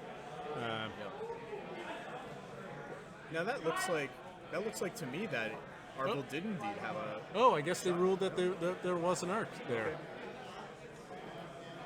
No, but that would have been 3 dice then. Well, if you trace the line, it could have been beyond this Oh, it range could have been 1 range when 1, it crossed. yeah. Yeah. That's Fen's dice. Yep. Actually, this might be Chopper's. Ion cannon turret or something? Is Ion Cannon turret 3 dice? That's what I thought. I think it is 3 dice. Oh, and there we go. Okay. Fenn's been Ion. All right, looks like that was the right shot to take. So Yeah. even with the focus auto thrusters and 4 dice, I mean, Eventually, you get Yep. through. and you said that it was like a double shot because of like one of the upgrades on the Ghost. The Ghost having the Phantom docked Yeah. means that the Ghost can shoot its turret a second time at the end of the combat phase. And that looks like it's Out of range? maybe, it looks like they can slide the ruler in between both Yep. the ships. So like it might be a little bit fortunate for Tim there, but man, that's just like brutal. No shots at all for Tim. Oh no, it looks But like this one does look dice. like a- okay. Manaru did a 1 die shot. It looked like a range 3 obstructed shot then, I guess. Well, range 3, Oh, I think sorry. you only rolled 1 die. Oh, okay. Because of the weapons failure. Yeah, That's right. it was a weapons failure, and then critical. so Manaru's not going to be doing any damage for the rest of the game. Probably. So what do you think Tim Is can Fenn do Ion to? or not? I'm confused here. Yeah, I think they moved the ion token to Chopper there. to That doesn't make any Chopper sense. there. though. Yeah. Maybe it's just when they slid all the tokens there, they Yeah. mistakenly put him.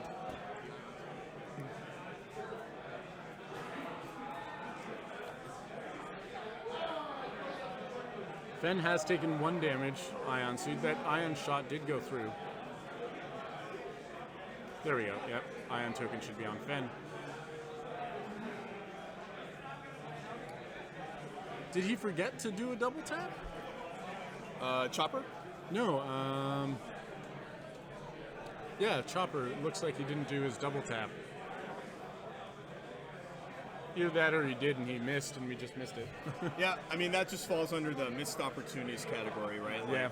If he doesn't. It's round 3. I mean, remember we were talking earlier about sprinting the first 500 meters? Like, Yeah. who knows? Like, I can't speak for Gus, but you know, when you spend too much time in your first couple of rounds thinking about stuff, it's possible. You know, could just be with so much going on, and like Gus. Maybe this is his first match on stream. You know, could be nerves, could be whatever else. With me constantly going in there and meddling and asking him about damage cards and the like. But anyway, hard 1. Is that still on the debris cloud? Do you think? Looks like Yeah. it's a pretty big debris cloud. Always hard to tell through the Ghost. It's such a big ship. Okay, it looks like Rosinator said that it was a double tap, burned all his tokens on the first attack, Right. and that's how he got him the second one. That makes sense. Sometimes you guys are paying more attention than we are because we're too busy shooting our mouths off. And I just like hearing ourselves talk. I yeah, guess. yeah. All right, so 1 bank from Manaru, or 2 bank, 1 bank. So hopefully Manaru's still out of arc. Well, the good news is Guri's now free to sort of swing back into Chopper. Yeah, I'm really curious Take a what shot. he chose for Guri here. When I fly Guri, I usually fly him with, or fly her with advanced sensors. Yeah. I would totally, if I had advanced sensors on here right now, barrel roll and then a hard 1. If I had predicted that hard 1 from. But that's 3 stress on Chopper. Guri, right? So she can't actually. Oh, no hard do ones. anything. Yeah, no hard ones. Where'd all that stress come from? Oh. A tiny mind link, I'm pretty sure. No, because you can only get 1 stress at most from a tiny mind link. No, slicer tools wouldn't do anything. Would you get a stress to deal? Is that what slicer tools does? No, Slicer Tools removes the stress and causes the But damage. it doesn't give the owner a stress, does it? I don't think so. Okay. But it looks like Guri actually turned away. Maybe she's trying to regroup, gain some distance, and turn back in. But Yeah, I'm trying to figure out where all those stress tokens came from. now it looks like Arvel clipped the debris cloud there. Does Chopper give stress? Oh, that's right. You're absolutely right. That's Chopper's ability. When you're touching, give stress. I never see Chopper flown, so that's why I missed it. Right. So Chopper was handing out the stress each turn, and wow, just it's a nasty little control list. So there's Fenn's 1 forward. Fenn probably landed inside Chopper's arc here. Yeah, looks like it. Ugh. It's just a lot of bad positioning here. Like, If I it mean, weren't for I that can't, block. yeah, I can't really blame Tim here because, I mean, you probably agree this is a very unorthodox list that, that we're watching here. So it's kind of difficult to figure out what you're supposed to do against it, right? I mean, you want to keep your distance from Chopper. Right? Yeah. I think like a TLT list or something would probably tear for this sure. apart. Yeah. Because you just stay at range 3 and plow into it. Fen, though, and Guri both actually thrive at range 1. Yeah. So they're trying to get to range 1. And Chopper is just trying to plow into them. So it's a very tough match here. 5 dice into... Looks like into Curry there. that was Arvel shooting Oh, Fen. at Fen, yeah. Yeah, range 3 it looked That like. was that twin, the swarm of dice there. So now this is Chopper shot, I think. Chopper at Fen here. Chopper at Fen, 5 dice. Wow. And target lock reroll. Yeah, Looks like- Ezra turned one of the focus into a crit, Okay. and then And it looks like 1, 2, 3 evades there. on the reroll there. so that's a crit on Fen Rao. What do we got? Can't see it.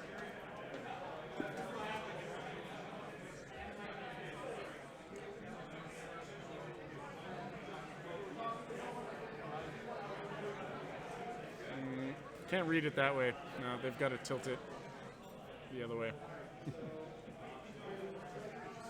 No, I couldn't read it. Damage cockpit. Oh, damaged cockpit. Which does... What does the damaged cockpit do? That's... Makes it so you can't see. Oh, wait. Is that PS0? No, it's a damage cockpit. Karma JOJ.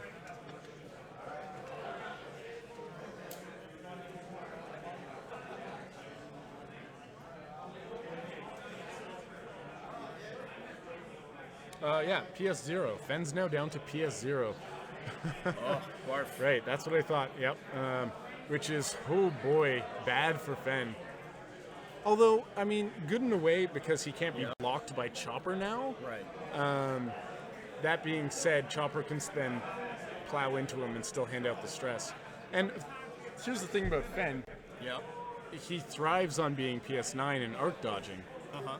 PS0, he's not going to do too well.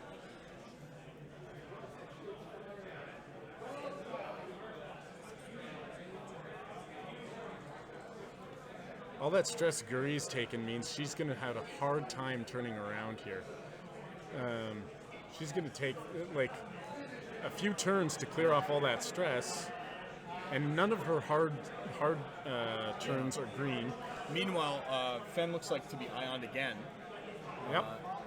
And Manaru doesn't really have a good maneuver either. I mean, this might be the turn where we see both Fen Rao and Manaru kind of like Die. fight it here. And at which point, because like Chopper is still sitting on 3 shields in full hull. I mean, I'm not sure what Tim can do to come back from this. Again, I mean, this is probably just because like this is such a out of left field list. Yeah. that, like it's hard to like say like how do I fly against this list? Like what do I do? I've never seen this list or something like it before. Like I never see Chopper being played. So Fen does another one forward, Yeah, due to but being he ioned. didn't get an action there because No, he should have gotten an action. yeah. I don't know. But no, he's stressed. Oh, Yeah, okay. he was stressed. Oh, that all those 3 tokens there. Yeah, Strike, yeah. Right, right. It doesn't get removed when it's one forward maneuver. Yeah, the one forward is white, so the stress remains. Yeah. So this list just locks everything down. I Damn, would this, not. This reminds me of like, I remember there were some like, do you remember like the old list called the Rebel Convoy, where it was a bunch of like Y-wings with ion cannons? Oh no. Yeah, and it had like a what's the YT-1300, the generic pilot from the outer old one, Outer Rim Smuggler. Outer Rim Smuggler. Yeah, so what that list would do is it would ion everything, and then you'd use the Outer Rim Smuggler as a blocker. And this almost seems like a modern day kind of Right. Rebel convoy list. I am a big fan of ions. Yeah. I mean, they offer a certain amount of control that, like, even if the ship still gets its action Yep. for boosting or barrel rolling, knowing where a ship is going to be will let you lock it down and let you destroy it. Basically, that's the huge key against some of the more annoying ships in the game. Fen. What's that? I think that's to resolve some kind of critical effect or something like Oh, that. yeah, maybe. Like one of their critical effects. Yeah, that was checking for the weapons failure, I think, Yeah. maybe. Guri doing a one bank, clearing one of those stress. Just going to be out of the game for Yeah, a few rounds. Can't even do a K-turn or S-loop here. Yeah. It I think looks she like only has Arvel's- S loops. Yeah. This is the thing. So Guri can only bank if she wants to clear the stress. Arvel can hard too, which means It's a Arvel green can now, just and then just boost into range 1 there. yeah. I don't think the boost will fit. I think he's already at range 1. So that was he went over the debris cloud again. That's why he couldn't do an action. Yeah, still stressed. That's Yep. okay. Okay, That's looks range 1. Yeah, range 1 shot. So Arvel's taking the shot at range 1. Or sorry, Guri's getting a focus for the whole team. Yep. So at the very least, even though all these actions have been shut down,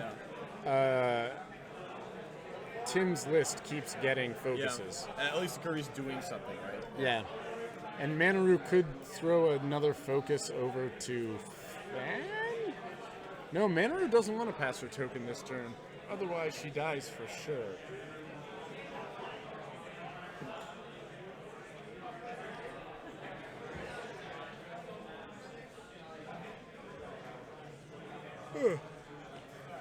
All right, so Arvel's taking a range 1 shot at Guri.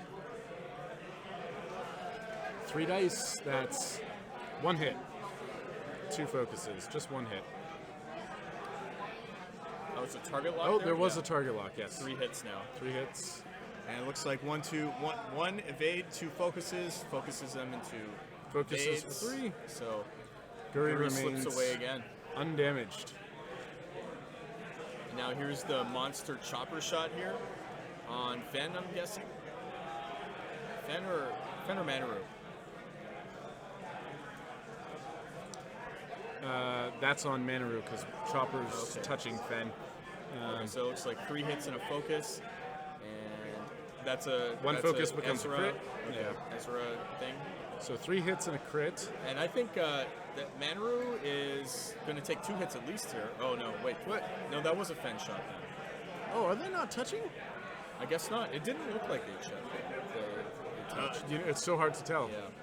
But anyway, there's Fen. Yeah, it's Fen down for the count. I think that was the right decision to make because Fen's harder to kill. yeah, exactly. Yeah. And like Manaru doesn't really have a lot of options. Now the jump masters, their left turns are the green ones. Yeah, they're better flying left. Okay.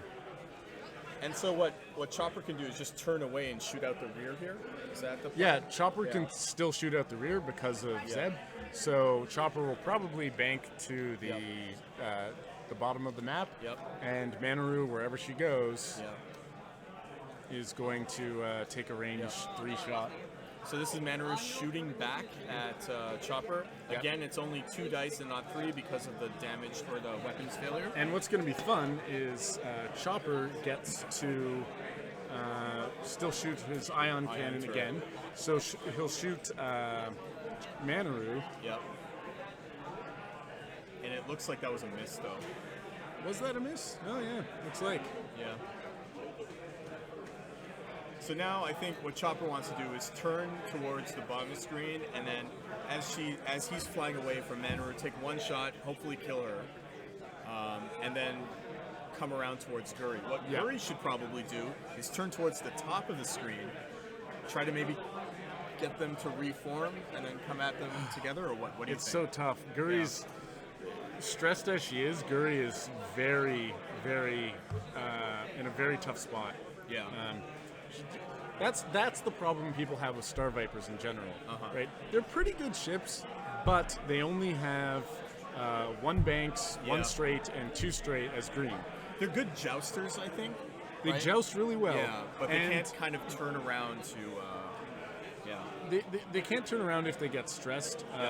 That's again why I like flying her with like advanced sensors, so you can still get your actions when you're about to get stressed, and you can just sloop all over the place. Problem is, if you let someone get around you, then it's really hard to get around in one turn. I can only imagine how Tim is feeling here. Tim must just be so frustrated with this whole list. This is a list that looks like it's just all frustration, right? It's kind of like as much psychological as it is game mechanics. When your aces can't do anything because they're moving one forward. We've got a bit of an update on Chopper's health situation. Yeah. Sorry, we must have missed some shots being taken. Still pretty healthy, I guess. So Chopper's doing a hard one? Okay. Decides to chase Manaru, I suppose. Interesting. And that might be the better play, because if Guri's going to turn towards the top of the screen, it's going to take Chopper forever. Yeah, they're coming around anyways. It's okay. Yeah. It's Tim knocking the camera stand there. It's not an earthquake.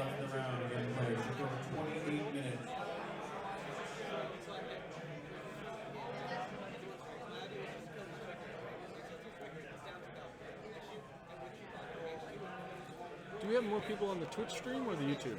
And is anyone chatting Many on the more on YouTube? Twitch, yeah. Generally, Twitch is the one that has the most.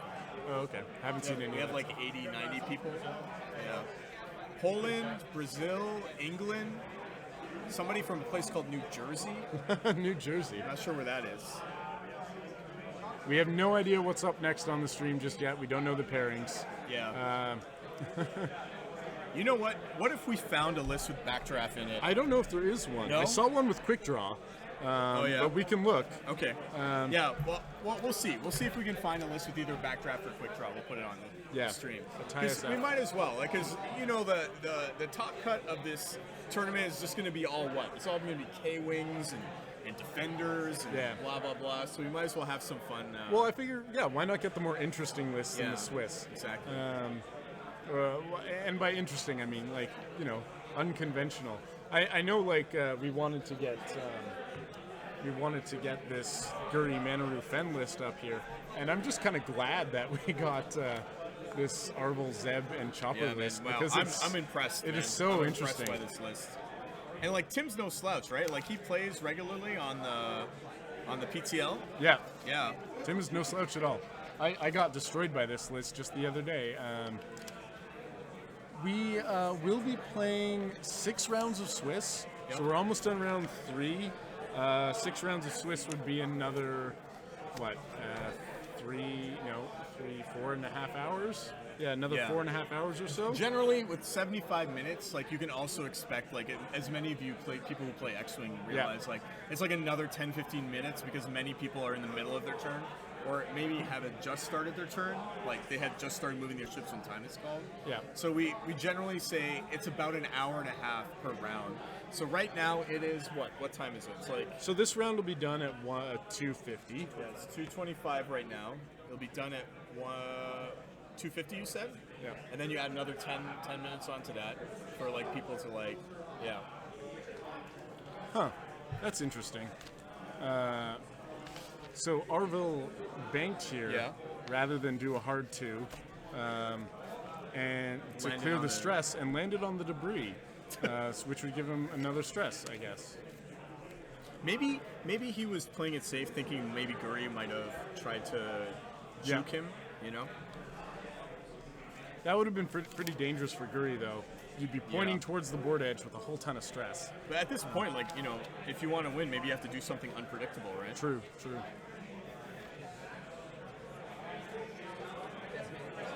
Guri actually managed to get outside of Arvel's arc. Had Arvel done the hard 2, there would have been arc on there. I don't know why. And this is, did we just check to see if it was just out of range? I guess not. He's in range of the ion cannon turret here. It looks like he is. Yeah. And FCS there. Was that a hit? No. Well, yeah, it was a hit, actually. Looks like it. Ion cannon 2 hits, hits 1 dodge on Manaru here. So now Manaru's down to 2 HP.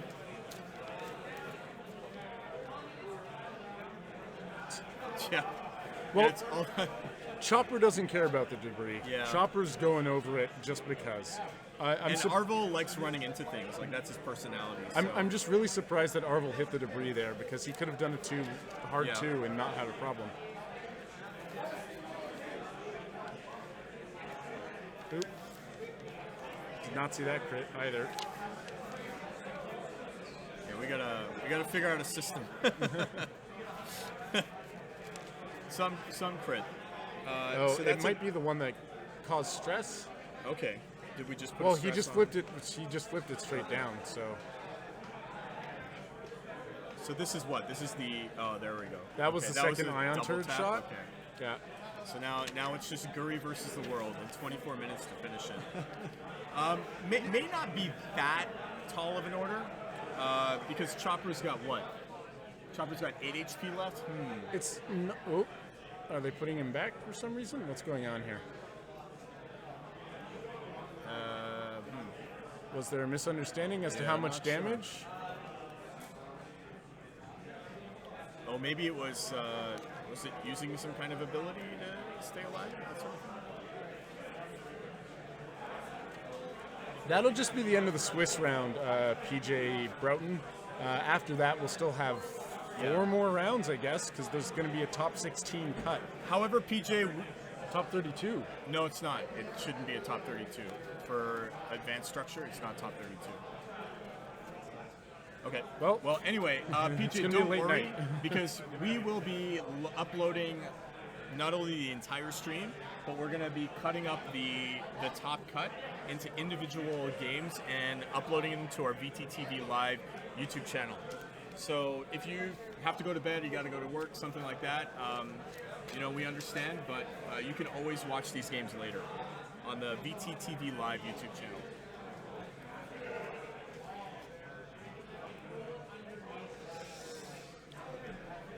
Now that's interesting. Like, T-Bet said that.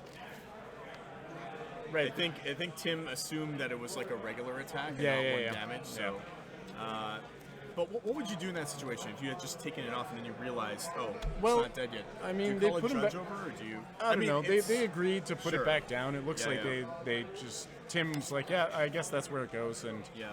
and Gus seemed to agree. Yeah. And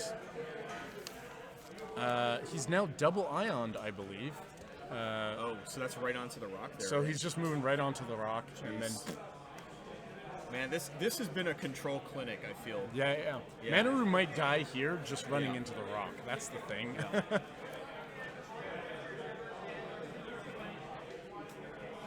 Oh, just reattaching Yep. the ghost And to Chopper, is going to be taking at most 2 damage here, or maybe 3 or 4, depending on the criticals. But having a really hard time getting the model onto that base. And the ghost is the worst for that. That model is just ridiculous. It's yeah, but so the big. base is like unique, or sorry, the peg is like a unique thing, though. Well, he's using one of the epic pegs. Oh, right, Actually, right. no. Is he using an epic peg? Can or you is he can you using even the use ghost an peg? epic peg with that? No, sorry. He's using the ghost peg. Right. It does have a unique peg with the. But could the you extra even fit spins. an epic peg onto it? It would fit. I think the Yeah. the hole is the same. All right, Chopper moves onto a rock. Or sorry, Manaru moves onto a rock. Oh, so that's it then for him. Does he take the damage? Did he roll Yep. for it? Yep. Yep. There we go. Looks like Manaru took that damage and is dead. Now it's just Guri on the board. Now here's the situation. Yeah. Guri has to approach Chopper to kill Chopper, Yeah. but ion cannon, so many ion cannon shots. Yeah. So he has to stay at range 3 if he can, and come from the side if he can. Problem is, Arvel out PS's Guri. Because Arvel's 6, Guri is 5. Arvel's Yeah. got boosts. So without some extremely careful flying, Arvel's going to be able to art dodge Guri Yep. and stay behind her the rest of the game, which is bad news. Yeah, there's no shaking him. And Oh yeah, that's right. She might have had stun pilot.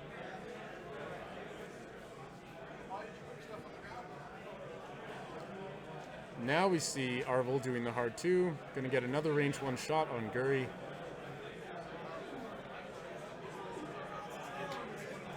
Also has no stress for black market slicer tools.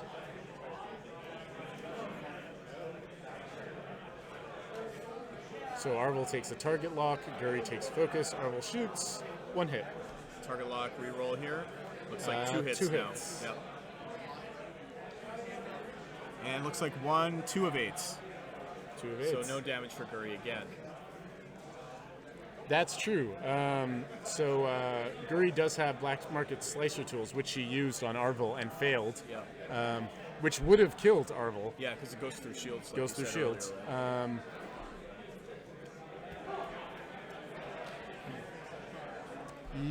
It looks like Tim does have half points on Chopper. So 7, 8, 9, 10, 11, 12, 13, 14. Yeah. It looks like If Tim can run it to time, kill Chopper and run it to time, then game over then Tim would win.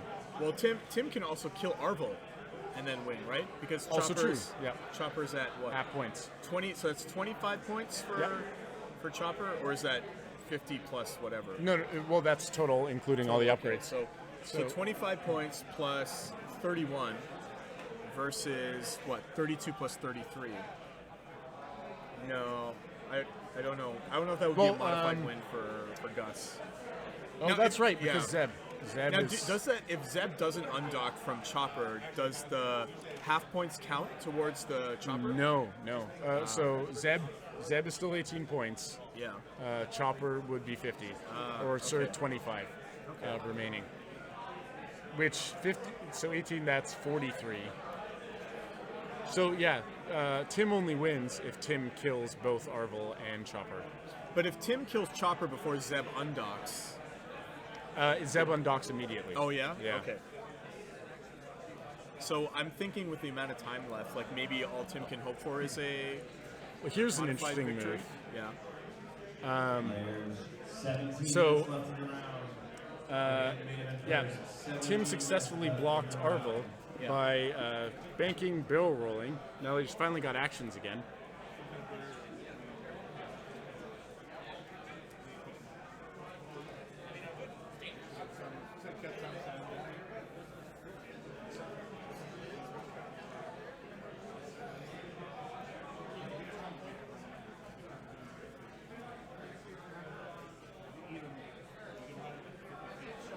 Yeah, Chopper needs to die. So does Arvel if Guri wants to win.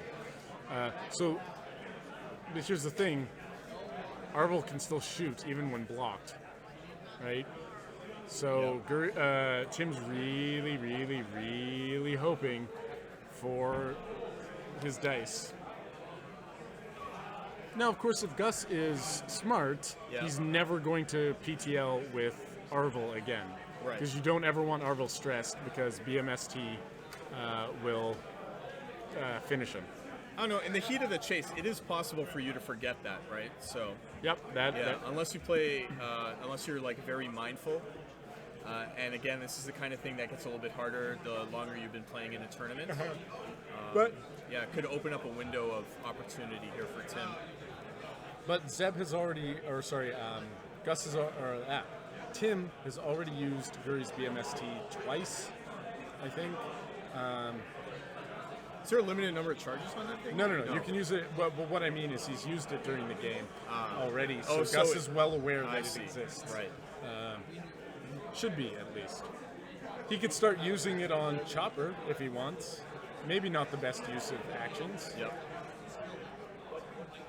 Oh. Well, could be a possible barrel roll out of arc here. Yeah, Unless, because the hardest... Arvel did a hard one. No, hard one still puts him in arc, I think. Hard one might. Yeah, that looks like a hard one to me. Yeah. Which does put Guri in arc. All right, now let's see if he remembers. So with some target lock, okay. Very, very careful play. Yeah. Guri could get behind the A-Wing Right. and then stay behind it because the A-Wing is faster. Okay, so 3 dice attack on Arvel with the target lock. So Arvel shooting at Guri, 3 hits here. 3 hits and Okay. or 2 hits and a crit. Yeah. not counter rather. It looks like 1 evade. That he just switched to an evade with his focus, 2 evades. Okay, 2 evades. So critical, but Guri had a shield. Guri So now- loses Yeah. 1 shield. So Guri has lost 1 shield. Now she's at 4 hull remaining. And now it's facing a 4 dice attack from Chopper here. Range 3? Obstructed range 3. Okay, so auto thrusters is turning on here. So And 5 dice. with 1 guaranteed evade, assuming she doesn't roll all focuses, which I've seen happen before. Oh, yeah, yeah. So that's 3 hits. It looked like 3 hits. It looks like an ion cannon shot, actually. I think that's what that was. That was a 3 dice attack. Oh, yeah, yeah, yeah. Yeah. That would be ion cannon. Okay. So I guess it was range 2. Yeah.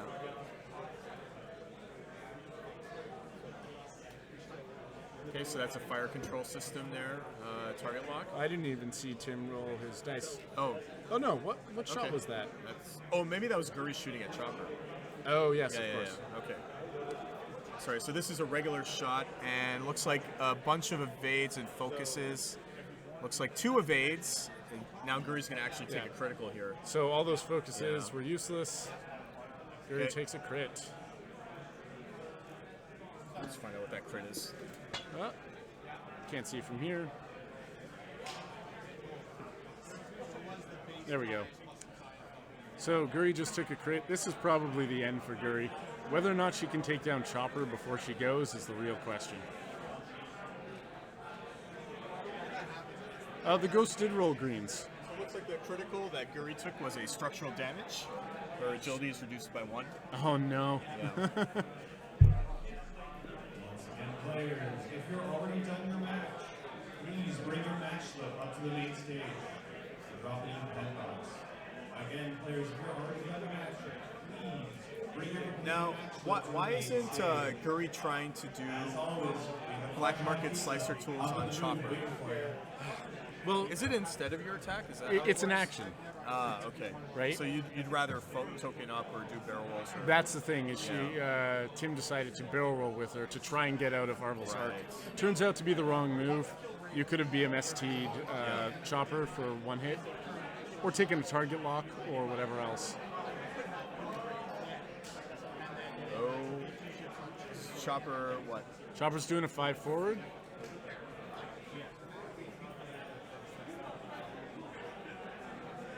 Okay, that's just...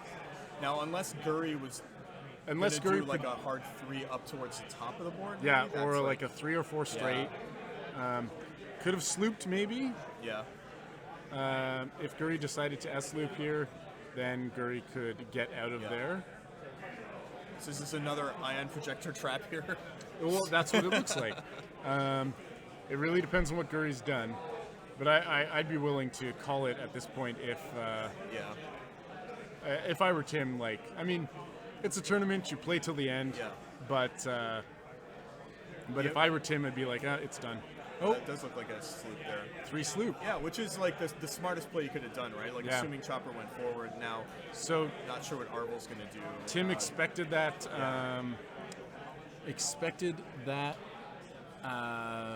Block maneuver. The question is he out of arc? It looks like I think so. I that's think it looks like it's just out of yeah, arc. that might be just out of arc. So Guri dodges Chopper's arc there, I think. Now we'll see what Arvel decides to do here. So that means she can't lay out the 4 dice attack, but or 4 or 5 dice. Yeah. But Chopper can still ion cannon the crap out of Guri. And do you think so? Arvel does a hard 1. Now, if he boosted, I still don't think that's in. No, in he arc can't. there. Arvel can't get Guri in arc here.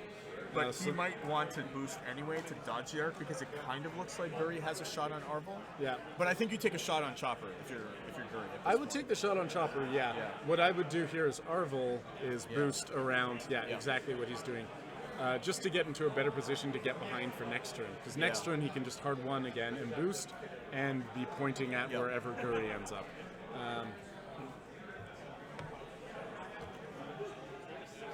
Yeah. So Tim's turned this into a bit of a fight, I think. Which Guri is, gets free focus. Yeah. It's a bit of a fight, but oh boy, is it going to be difficult. Yeah. I mean, there's still 10 minutes. 10 minutes isn't a lot of time, but when there's only 3 ships left on the board total, Yeah. a lot more turns can pass in that time frame. Well, that's a 4-day shot from Guri. Yep. And 3 hits, it looks like. yep, saving the focus, I think, or you spend the focus because you're not getting shot back at. Well, no, Chopper's going to shoot back. Oh, with the ion can turret, I keep Yeah, forgetting. the turret. Yeah, that turret's Yeah, gonna be, is what's really Okay, screwing so him. he decides to go for broke here. Goes Spend for it. 4 hits on Chopper.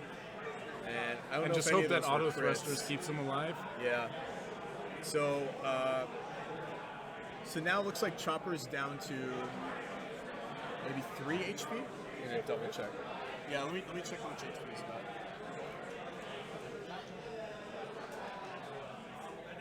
Yeah, I'm not seeing Chopper's damage cards on the feed here. Off the screen. Make sure to remind the next guys to keep theirs a little more center. You know what we should do is just lay down some tape so that like keep your cards in between these lines. Players, 8 minutes left in the round. Players, 8 minutes left in the round. It's actually a problem because You have 4 HP left on the Ghost. 4 HP. Yep. He's got it right. What are they looking for? To check arc on. I think they're trying to figure out MOV and stuff like that. Oh, are they? Yeah. I think he's trying to figure out if it's possible for him to win or Well, if he kills Get a modified Chopper victory and or then something like kills, that? modified victories are no longer a thing. Oh really? Okay. Yeah. See, this is how long it's been since I've been playing It's win or lose. If you win by 1 point, it's still Right. just a win, or whatever else.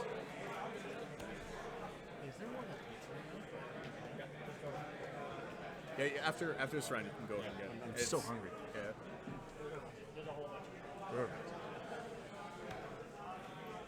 Excellent. Yeah. What are you guys discussing over there?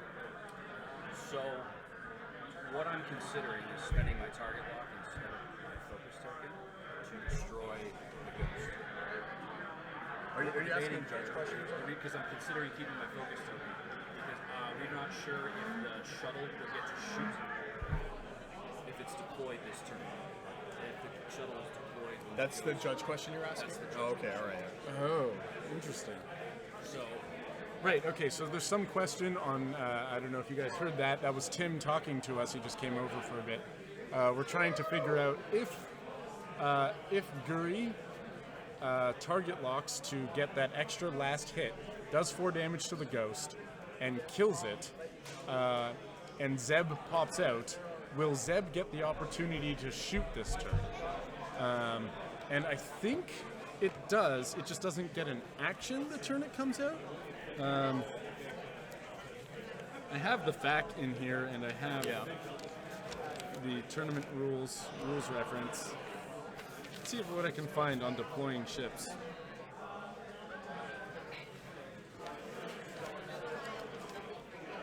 Or docked ships. I'm going to find out what the result of that rule is. Yep. Oops. So that is a bit of a conundrum. I'm pretty sure he would get to shoot. But I could be wrong.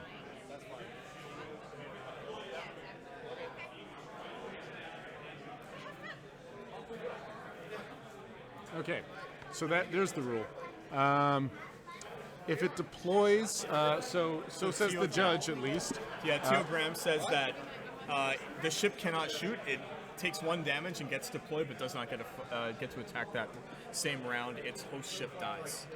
So is he going to spend the target lock and hope for that last hit? Yeah. Now, one thing to note that because the judge was called and it took some time for them to answer that question, there's about 5.5 minutes left in the round, but the judge may give these guys a time extension based on the amount of time it took to answer that ruling. Yeah. Okay, so it looks like, he managed to destroy the ghost. And there comes Zeb. Okay. Oh, and Zeb did a K-turn out the...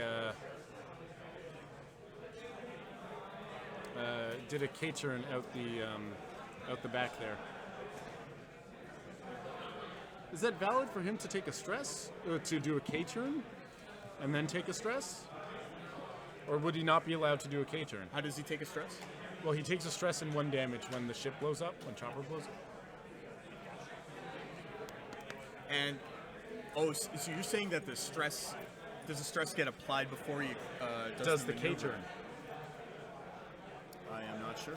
How much for 2?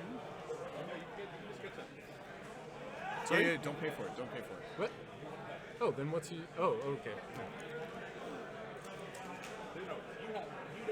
Oh, I don't have to. Good. Thank you. Yeah, fair.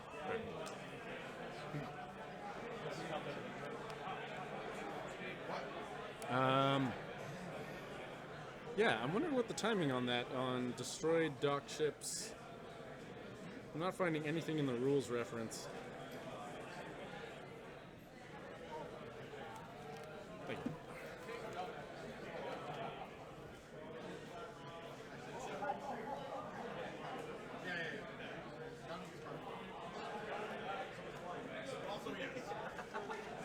So the Phantom has 2 evade dice. Oh, yeah. you're right. The second stress is from the debris. Right. But shouldn't it have 3 stress? Or do you not get stress for? From the ship being destroyed. Okay. Oh, face down damage card. Okay, so then that means that Zeb only has 1 HP left, right? Oh. Oh, so what could happen now is with 2 stress, and now all Guri has to do is black market slicer tools, then run away. Yeah, if Guri does black Oh my market God. slicer this tools. This game has Oh, no. gone upside down. Oh no. Oh, do you have to be at range 1 though? No, it's range 1 to 2. Oh, Guri jeez. could totally black market slicer tools Zeb. Oh my God. You're absolutely right. Okay. I didn't realize it was a face down damage card. Thanks. This game, man. This game. I'm glad we got this game on camera. Black market slicer tools. let's Is he see. doing it? No, he's. What is he doing? Push limit? Is he a push limit? He does not. Oh, maybe he didn't see it. No. Oh no. I don't know. Maybe he's just thinking I don't want to die, or I don't want to get into a better position, but Oh, why didn't he do it? maybe I don't know. I don't Well, remember it's a what the Phantom 50-50 does. chance. That's the thing. Okay. It's a 50-50 chance, and But you know what it could also be? See, now Arvo's turning around and giving chase. Please bring it to the main stage. As always, we've got fresh pizza waiting for you at the booth. 2 slices for $5. And I really hope Tim sees this. That would be so amazing. And the third slice, It was just taste the value. this hero Guri just like soloing down this entire Oh. Rebel crew. that was his win opportunity. Oh my and I God. don't know why he barrel rolled. I mean, he gets behind the debris, so he's got Yeah. obstructed shots, sure. But still, there's 2. But a 50-50 chance to win there? Yeah, and not only that, but you have potential to eliminate 1 shot back at you. Yeah. Right? Yeah. Because it happens before the combat and phase. he would have.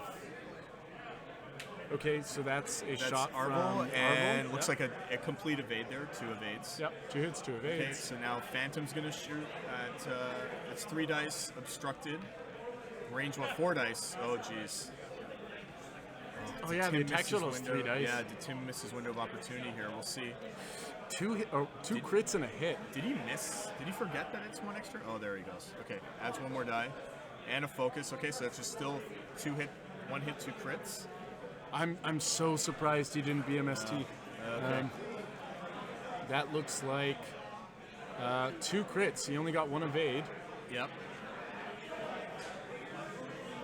which if one of those is a direct hit, he's dead. Nope. Can't see it. We got to get him to angle them the other way.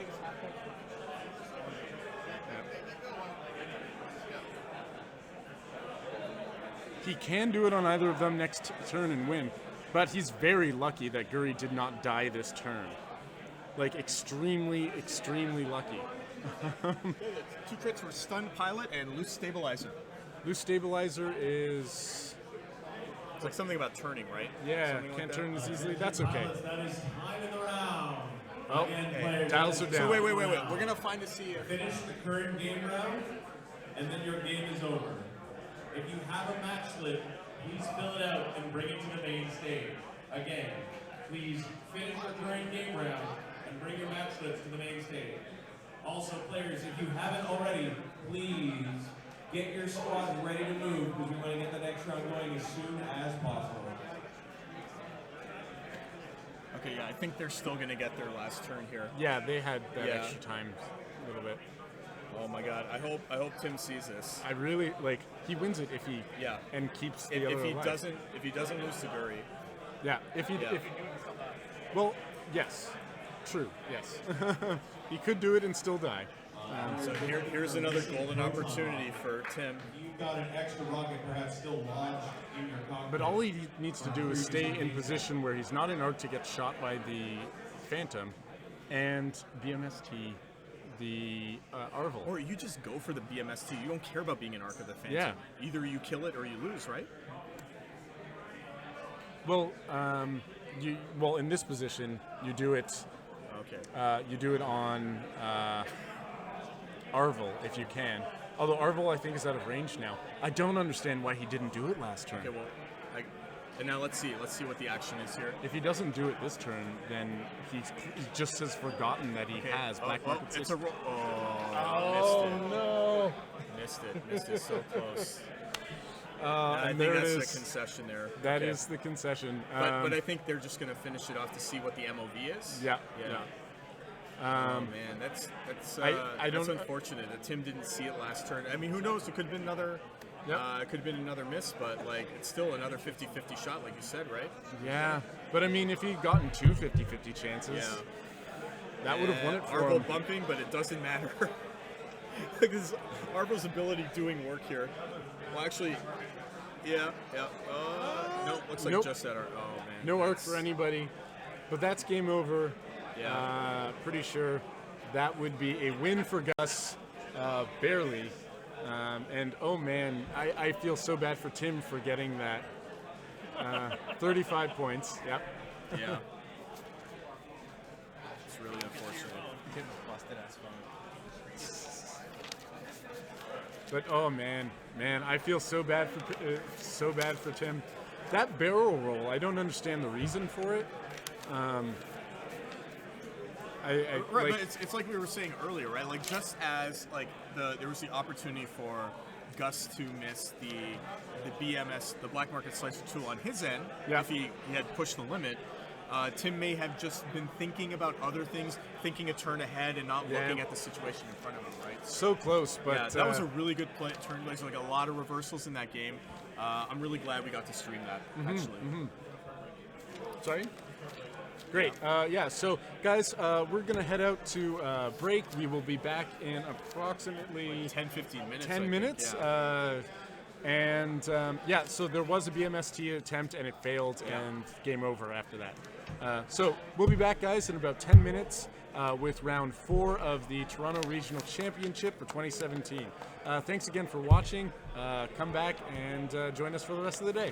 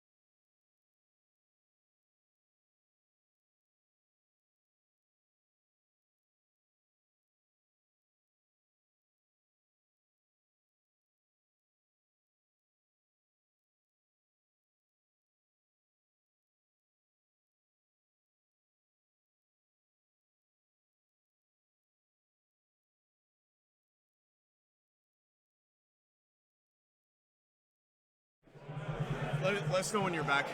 Yeah. When we're back. We're back? Okay. Hi, everybody. So that was pretty quick. Welcome back to the 2017 Toronto Regionals Championship.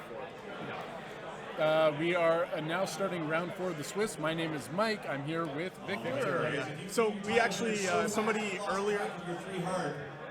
It has been brought to the main stage. Somebody earlier in the stream asked for us to find a list with quick draw? Backdraft. Backdraft. And we Backdraft found in it, one. Yes. Not only did we find a list with backdraft in it, we also have his opponent, Devin, who has a tie striker in it as well. So Devin's actually known for running tie swarms. Yep. And looks like he's got a bit of a mini swarm here. We're just getting the list up. But I believe it's 4 tie fighters and a striker. So that'll be interesting. And Rob here is running backdraft for the one who was really hoping for backdraft. Yep. With fire control system, sensor cluster, twin ion engine, special ops training. Tomax Bren with Crackshot, Rebel Captive, and TIE Shuttle. So that's interesting. And Countess Ryad, PTL engine upgrade in the TIE X7. So a fairly normal Countess. So I'm assuming backdraft isn't like a common pilot, right? Again, the TIE SFs don't Yeah. get used too often. I think we've seen 2 of them so far. I've seen one quick. We were looking through the list. Right. We found one with quick draw, one with backdraft. Yeah. I haven't seen too many others. So what is backdraft's ability again? A backdraft? When firing out the rear arc, Yeah. he can add a crit. Just add a crit. Okay. And special ops training allows you to fire from both sides or something So like that? they can always fire from one side or the other. Special Yeah. ops training means if they fire just out the front, they get an extra die. So normally they only have 2 die attack. If they fire just out the front, they get 3 dice. So this if they effectively makes it like a 3 dice ship. Yeah, it's with, a 3 dice ship. Backdraft and special ops training, right? Well, what happens with special ops is you can fire out the front with 3 dice, Yeah. or you can fire out the front and then out the back. So you can get 2 attacks at 2 dice each. But with backdraft's ability, it becomes you add a crit as well. So it's 2 dice plus a crit out the back. So over on Devin's side, we have Omega Leader. I think I know what that does. It's like when they K-turn or something like No. that? No.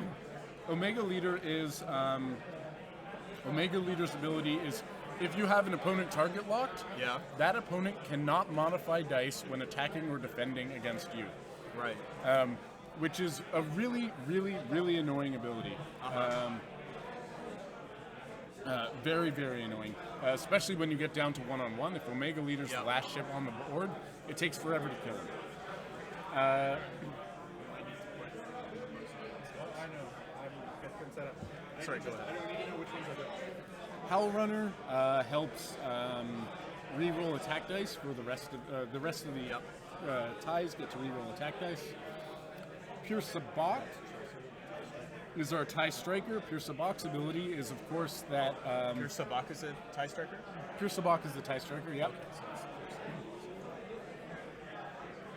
And that ability is that whenever if Pure Sabak has 1 or fewer damage cards, Yep. he gets an extra die. So he has a 4 dice attack until he gets damaged enough. Black Squadron Pilot's just a boring TIE fighter. And Chaser, I'm not sure what Chaser's ability is. Let's find out.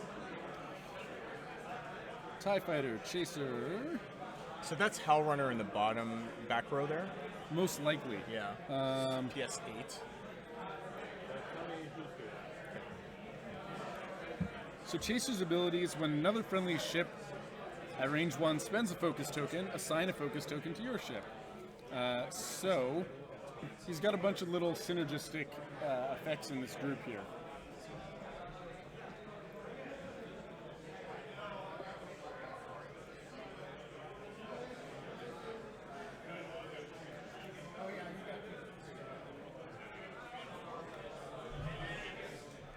And yeah, that Omega Leader is so frustrating. Very, very frustrating. PJ, you were asking about Ray and Finn crew combos. I think I've seen a Ray list or 2, just perusing the lists. I'll let you know if I find one. But I mean, Ray is almost pointless without Finn. They're made so well to go together. That if you're flying Rey, you want to fly Finn, and Finn works best on Rey. So I think whoever's flying Rey is probably flying Finn on her. I know I've seen 1 or 2 Reys.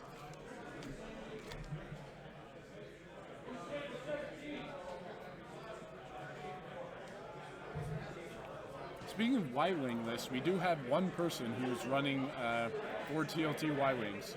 Another person who's running a Miranda and 2 Y-Wings. So that should be interesting, that version. All right, so here we're going. We do have the labels out there. We think we know which ones are which. Yeah, I've figured it out.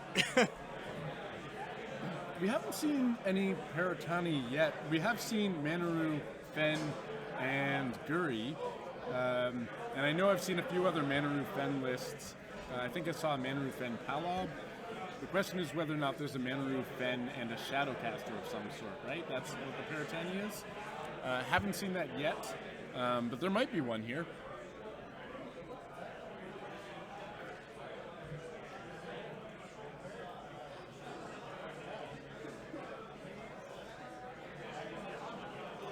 Swarm leader, is that what it is? Swarm leader on... Yeah, sorry, Swarm leader on the Black Double check your Squadron. match list to ensure your MOV and number of match wins or points is correct.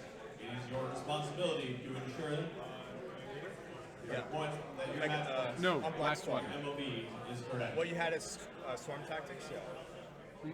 Made a bit of mistake here on Devin's list. We've actually got Swarm leader on Black Squadron pilot.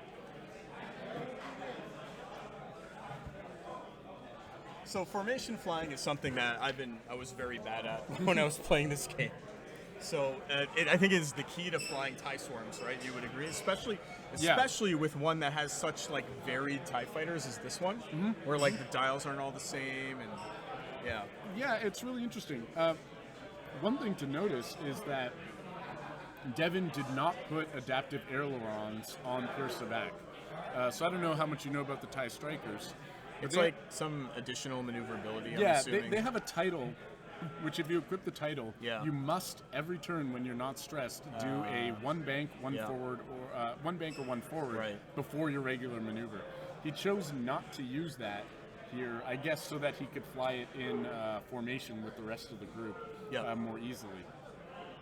That also means, though, he's limiting his formation a little bit because the TIE Striker does not have any 4-speed maneuvers. But you no would 4 never forward. want to go 4 speed though with Well, a you might wanna- formation flying like this, right? You never know. You might want to zoom across the map with the whole group. Is anyone else having trouble seeing the red labels? Would you prefer a different color? I mean, we could probably change the tone of the red. That's a little bit easier, right? Red and green are also hard to distinguish for some people with color blindness. So maybe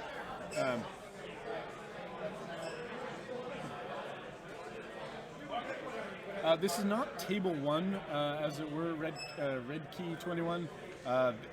This is just our featured players table. So we've just been bringing up matches that we think will be interesting and throwing them on this table.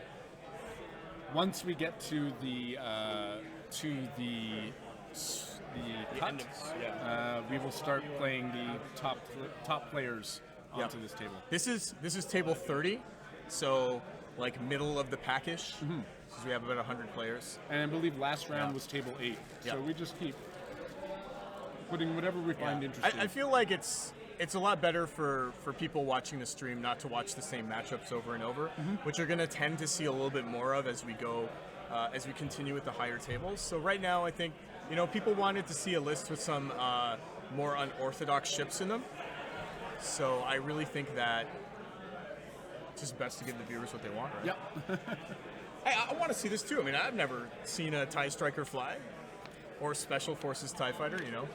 You're not getting. Oh, perfect. Okay. Well, we're glad you can see it now. And yes, Devin is well known for flying TIE Swarms. Yeah. I've seen him fly the 8 TIE Swarm and various versions thereof. He's been doing this for years. Yeah. For years. Basically, he's been flying TIE Swarms since the beginning of X-Wing. So yeah, Devin is very experienced flying those TIE fighters. The addition of a striker here is what's new, I think. So Ryad's just zooming across the top of the map there. And it's interesting to, I'm interested to see what Rob is going to do with his whole list here, how he's going to approach this swarm.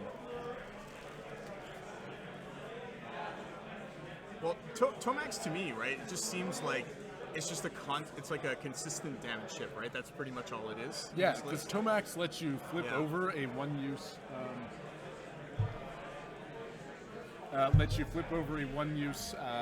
EPT, which means that Tomax gets to use that crack shot over and over and over again, which is really good. He becomes the best crack shot user in the game.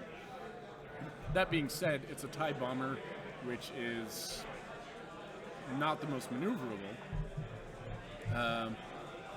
but he'll be able to push out damage. And that Rebel Captive with the TIE Shuttle option there means that it's going to be very hard to kill him, or if you want to kill him, you're going to have to take some stress to do it.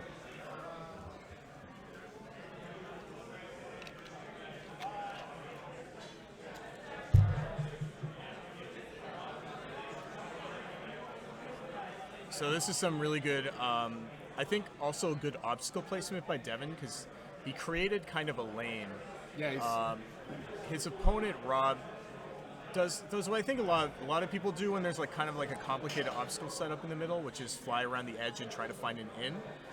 But Devin, like, you know, knowing exactly what he can do with his list, like I figure he can go like a couple of more moves straight ahead and then break depending on how the other aces break. Like, you know, it could also be that he might want to focus the TIE bomber down first, because that's the target. It looks like it's going to present itself, you know, more. So, but again, that's interesting, right? Because to shoot the TIE bomber, yeah, the players shooting, or the ships that are shooting take stress because of Rebel Captain. But it's only the first ship that shoots at the TIE bomber. Yes. I think you're right. I think it's the first ship that shoots at each turn. Yeah.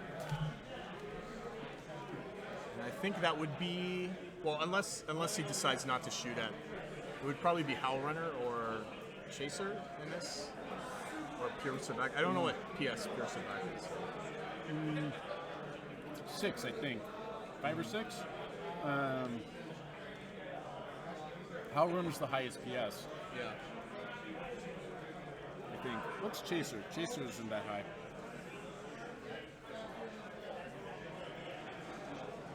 Chaser's only PS3. So what do you think? We're going to see a quick and brutal kind of exchange, or you think like maybe after the first pass the swarm's going to break up? It really depends on if Devin can grab one of the ships in arc here. If Devin can get the entire group facing, well, any one of those ships, he might be able to kill one in the first round. Because, like, Pure Sabac's throwing 4 dice, right? This is not your normal TIE Swarm where they're all throwing 2 dice. Pure Sabac is throwing 4. Black Squadron Pilot has Swarm Leader, which I'm not sure if you're aware how Swarm Leader Is works. it an evade or something? Well, Swarm Leader... oh, you're absolutely right. Swarm Tactics can do that. So as T-Bets just said, with Swarm Tactics, Howl Runner can give one of the other ships a higher PS, so that ship can fire first. Right. So he can give it to Chaser or whoever he wants. That's it.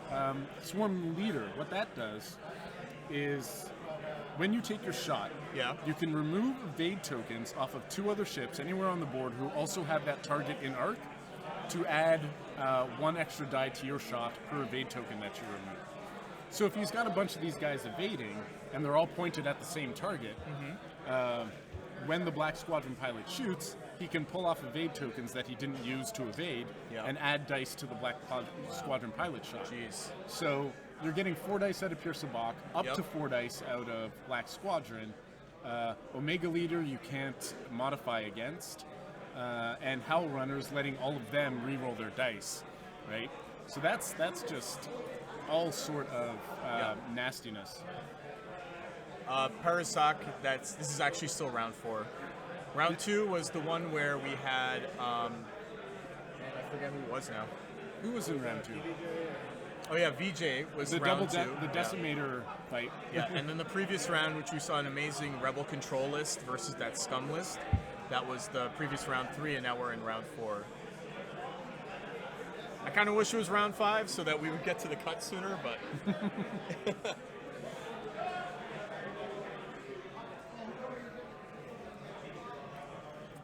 Man, Countess Ryad looks like it's going to be doing the full sort of flank maneuver here. Maybe forcing Devin, or not forcing him, but giving him the choice to kind of sort of either split his swarm, which he's probably not going to do, or he's going to, maybe try to tempt him into turning his swarm off to the side of the board, which I think Devin being such a disciplined swarm player, I don't think he's going to do that. Yeah, Devin's not going to fall for that, I don't think. But I mean, this also puts Riot in a very predictable spot. This is a 3-turn next turn, right? Yeah. Yeah. Next turn he does a 3-turn. Yeah. Riot does a 3-turn, gets her evade. Yeah. Or maybe the TIEX, the push the limit. So he just pushed the limit there. Yep. But so maybe not it's a 3. It might be a 3K turn because of her ability, right? That's green. That's an interesting possibility. Yeah. Actually, that might be the case to kind of make a pincer sort of thing. Yeah. So if he 3Ks next turn, he'll be facing back towards the rest of his squad, and it could be at the point where the swarm is already at the top of the board, so they may be an arc at that point. Although it might be a little too early for that, right? Yeah. Because the swarm's already moved here, so that's all that they're going to be. They might not go up that far. But they have to go at a minimum of speed 2, right? Because it's a bunch of TIE fighters. Yes, they don't have one straights. Yeah. So if they do speed 2, it's questionable whether or not Riot would have them in arc. Yeah. Although Riot does have engine upgrade, so a K turn plus a boost downwards, right? Yeah. Could put Riot facing the swarm just to the right of that rock. Yeah. Oh man, Tomac's going in first. The hell is this? I think Tomax is the bait in a way. Oh, okay, yeah. It's the cheapest. Well, yeah, it's the cheapest of the 3 ships. It's the cheapest of the 3 ships. Yeah. It also has that rebel captive. Yep. So it's gonna cause problems for ships. But even I guess so, yeah, because I guess what he could do next turn is do a hard 2 into the side of the swarm. Yeah. And I think it clears. And now you have that ship kind of punching the side. You have Ryad sort of attacking from the other side, and then the Mega Leader is going to come in at the front. So you forked your list 3 ways. Right? This is actually backdraft, you mean? Yeah. Sorry, backdraft. Yes. Well, I mean, and I think that's the way to play against a TIE Swarm is to split up your list. Yeah. All right, so what do we got? Looks like Hell Runner shooting, I think. Hell Runner shooting, so hit crit against Tomax. Tomax. And it looks like 2 evades, 1 evade. I think it looks like a 1 evade. That looks like a blank. That looks like 1 evade to me. Yep. Yep. Okay, so And Rebel Captive stress there. Yeah. Hell Runner takes that stress. That's okay though. And so that's 1 crit. Oh no, turned it to a focus with some ability. Can't. There we go. Direct hit. Yeah, direct hit on Tomax Brent. Okay, so pretty lucky first turn actually for Devin's Swarm. Ooh, someone opened the doors. It got cold in here. Yeah, it's 2 doors open. It was getting kind of warm. aromatic in here too. Yeah. All right, so Hell Runner is going to shoot. Oh, you know what? Omega Leader's the one that shot. It's Chaser that shot. Omega Leader, you're right. Omega Leader's the one that shot. Hell Runner's shooting now. Okay. No, this is E. Chaser, I think, was shooting. No, that was an A. invasion. Now it's Black Squadron pilot. Yep. Hell Runner, okay. It looks like the entirety of the list. Yep. There we go. Now the Black Squadron is using Swarm Leader. Uh-huh. and taking the 2 evade tokens off of Off the off surrounding Chaser ships, yeah. and whatever. He hits 4 dice, rolls hit focus. Not great. But still, it's a tokenless Tomax Bren that's defending, right? But Right, wow, Omega Leader natural gets natural 3 evades though there. So now that Swarm Leader didn't get discarded, right? No, Swarm No, Leader is that's- every turn if okay. you want it. You just got the second. Oh, okay, Yeah. nice. I like it when players cooperate with us.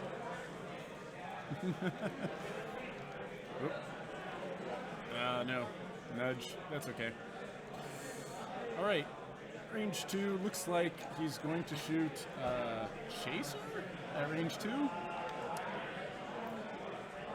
Tomax Bren. I have a feeling that turn in was not a good idea.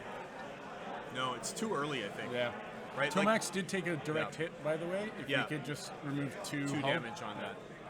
And so, like, that was like looks like 2 damage on the TIE Striker, and it is that the a Striker? thrust control failure. Yeah. No. That was on E. Chaser. E, okay. Yeah. Sorry, it looked like a Striker in the picture over there. So thrust control failure is Just gives you a stress, and then you Stress, turn okay. it face down immediately. That shouldn't affect That the looks like TIE, it's but- out of arc. That might be worthy of a judge call. Yeah. They should get a No, laser. you're gonna. No, that's out of arc. Yeah.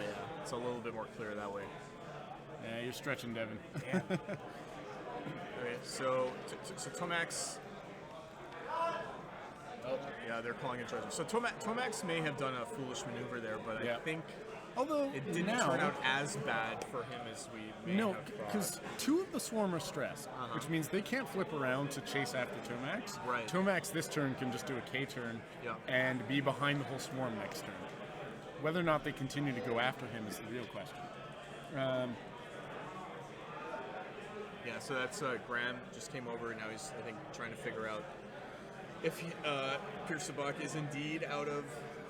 In arc Or or, in out of arc. arc? I'm pretty confident it's out of arc.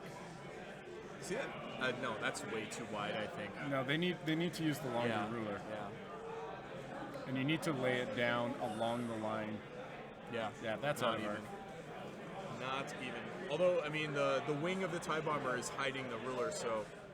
But still, I think it's. Yeah, but it's whether or not it's lined up here. Yeah.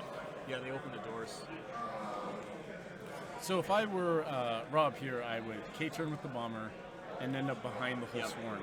That's better than the 2 bank, or the hard 2 I was thinking of. Because I think the hard 2 even puts it on the rock still. Yeah. Now, I'm curious what he'll do with Ryad. I'm expecting a 3 bank or a 3K, yeah. and then a boost down. Or he could hard 3 and then boost. No, but a hard Although- 3 isn't green, is Yeah, it? what's green on the defender? I don't It's just the K. Isn't it? The Raya gives all straights? her K turns green, yeah? Yeah, Riot has all her green straights. The defender has the hard 3 is white, so he would remain stressed. Yeah. I don't think stressing himself was a good idea here. No, I think the best maneuver is get the green K turn. TIE X7 gives you an evade because it was a Yeah, 'cause green it's a maneuver. 3, It was yeah. worth 3 or more, and then you just boost in, and so you have the.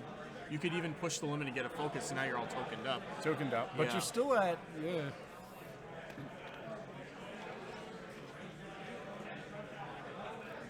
Two hull for 2 hull plus stress. Yep, it seems to be a pretty fair trade of a turn. What's the PS of Chaser? Chaser's 3. So it's possible Tomax to even take out Chaser before it gets to fire. So Yeah, this true. might actually have ended up being a really good maneuver for Rob here.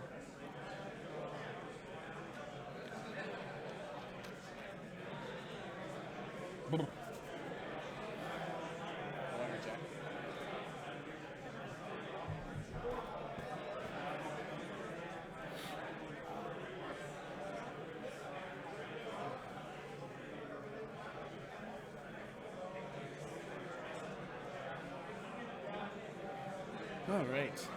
Well, all the dials down.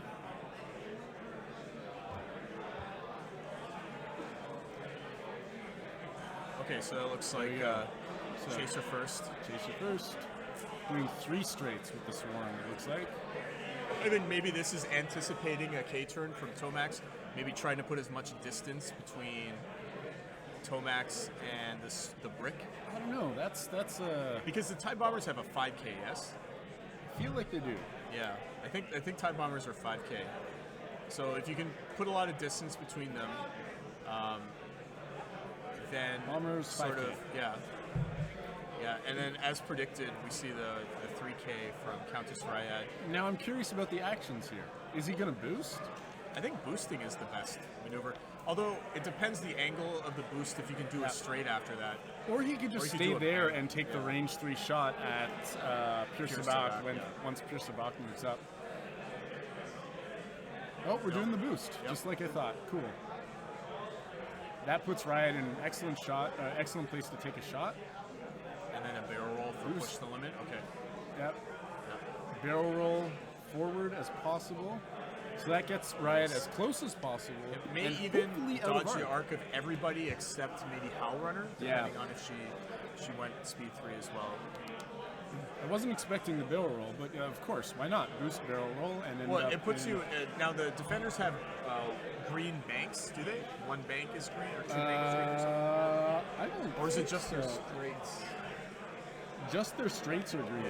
Yeah. I mean, that's still decent, right? Like that still Mm-hmm. clears the stress. And is that a sloop from the TIE? Yes. Sorry, the special Okay. forces can sloop. Damn. Although, I mean, with Backdraft's ability works best when there's someone behind you, right? Well, it only works when there's someone behind you. Yeah, but with the special ops training, So- you're getting a 3 dice attack out the front anyway. Yeah, you're getting 3 dice, but out don't the get an back is automatic 2 dice hit, plus yes. a crit. So it's better to shoot out the back. Still, what you really want with the special forces Yeah. is to be in the middle of a group, right? Some people in front of you, some people behind you, Right. so you can shoot out the front and back in the same turn. But they're kind of fragile, right? Because they only have 2 evade dice. Yeah, they only have 2 evade dice. So you don't want to be in the middle of the sandwich. Sorry, a 2 sloop.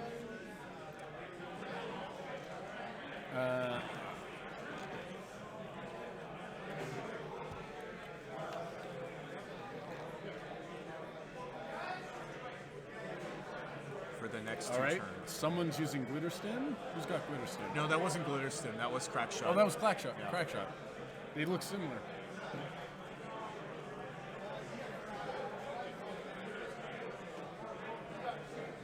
Oh, Twinner103. Thanks for hosting our channel.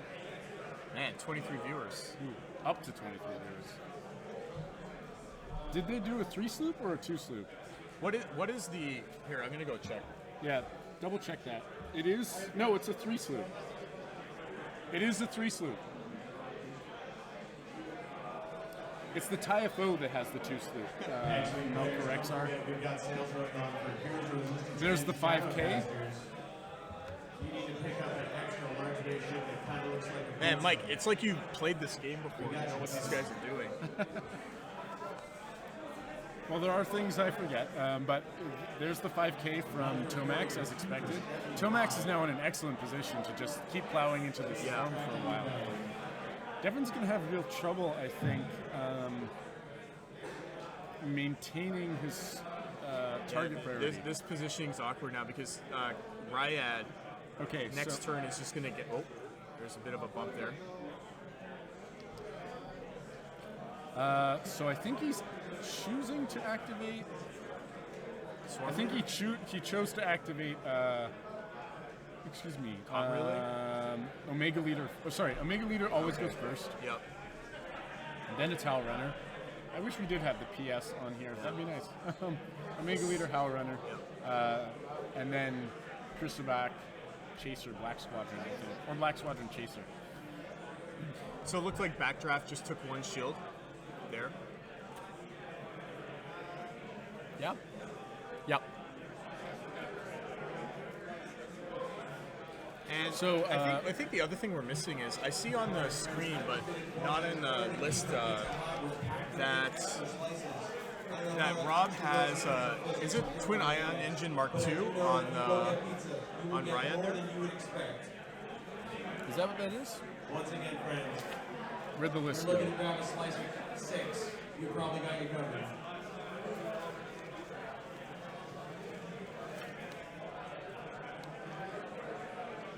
Oh, that's on Backdraft. Backdraft. Okay.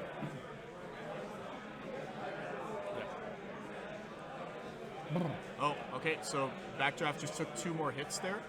So it looks like all shields are down for Backdraft. But now it's Tomax's turn to take a shot. And do you think you just try to finish off Chaser here, maybe? The thing about swarms is you always try to finish something off. Yeah. Right. And you have crack shot, so wouldn't it be the better option, perhaps? Yeah, Chaser only has 1 hit left, so Yeah.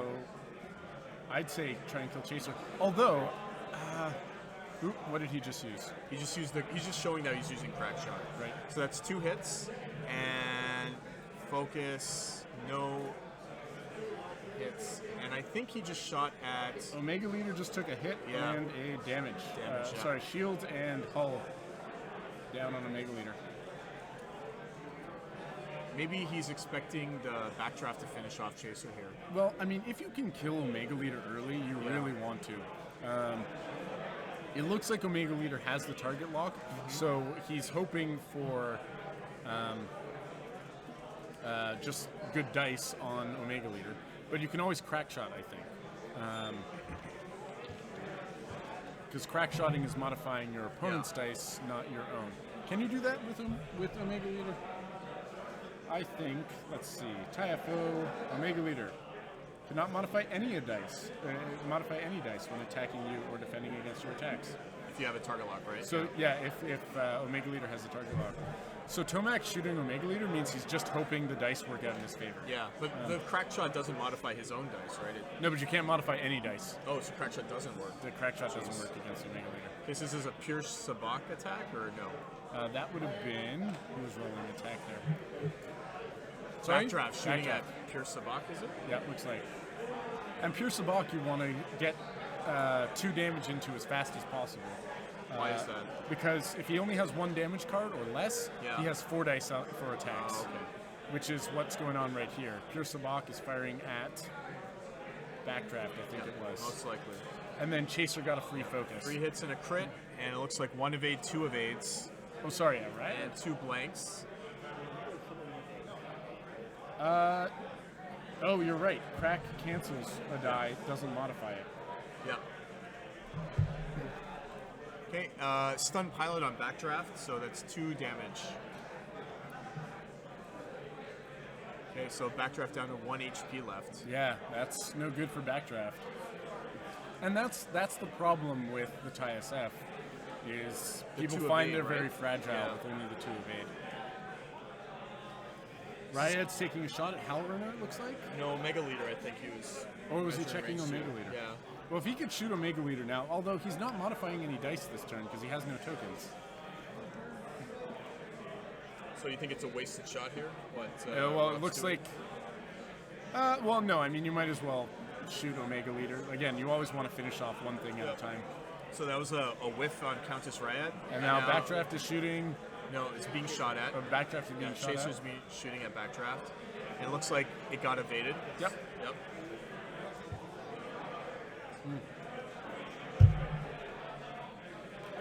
I think that's the turn. Yep. So I'm actually really surprised. No ships have left the board just yet, but I think we're going to see half these ships Disappear next turn. disintegrate, at the start of the next turn. But now, like, what's Devin going to do? Like, what's his turn? Does he break with pure Sabak?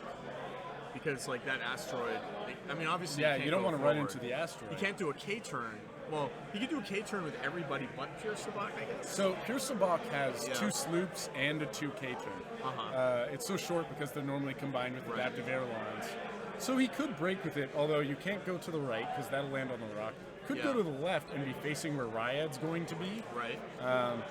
That's a possibility with Pure Sabak. But if he does that, Chaser has to get out of the way.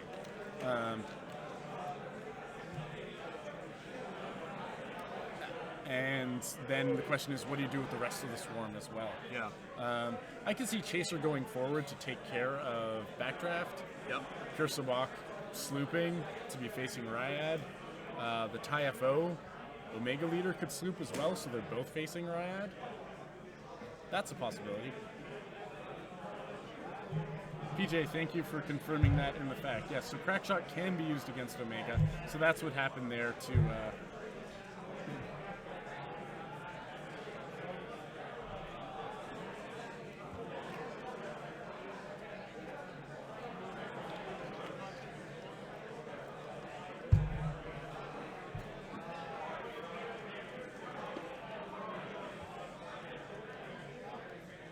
I just want to say thanks to our viewers. You guys have been great in terms of calling us out when we get something wrong. Man, it's like we got like 130 streamers right now. Do we? No, like in the chat. Yeah. We're crowdsourcing Our knowledge. Our knowledge, yeah. Yeah. Great. Now, so what do you think?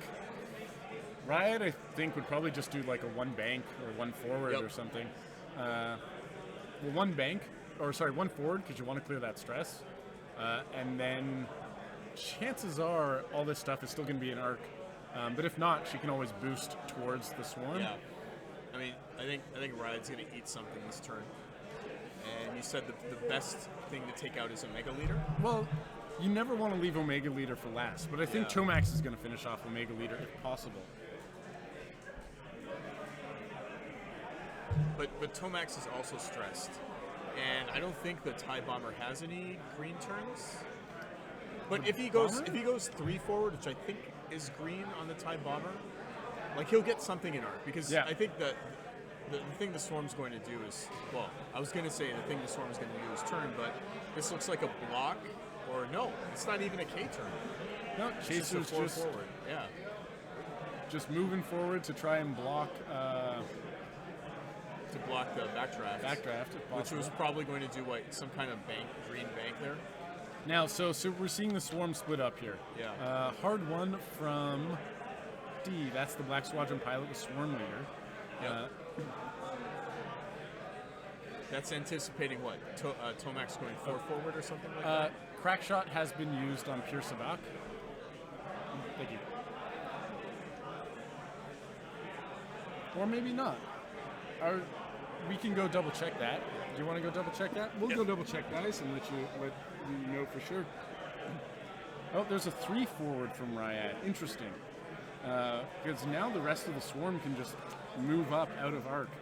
I was expecting just a 1 forward so that Ryad would keep most of the swarm in arc here. But it's possible that the whole swarm is swinging away. And if that's the case, then... so Ryad will have arc on some of them. Pure Sabak still has Crackshot on him. Okay, so Crackshot's still there. Although it looks like he just... Oh, you did spend it? Okay. Okay, All right, Crackshot is gone. Sorry, conflicting information. Sorry, it was face up when I went to go check, and then they just flipped it face down. All right, so there's a barrel roll from Ryad.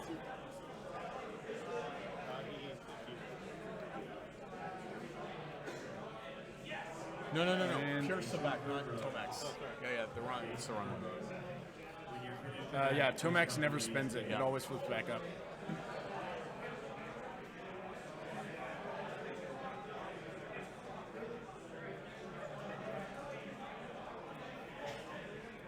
All right, so Ryad's taken a target lock on Black Squadron pilot. Black Squadron pilot.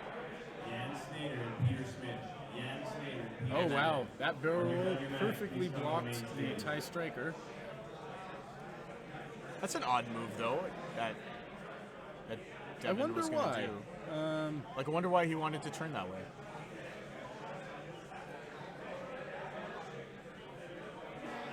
I'm in a little trouble there.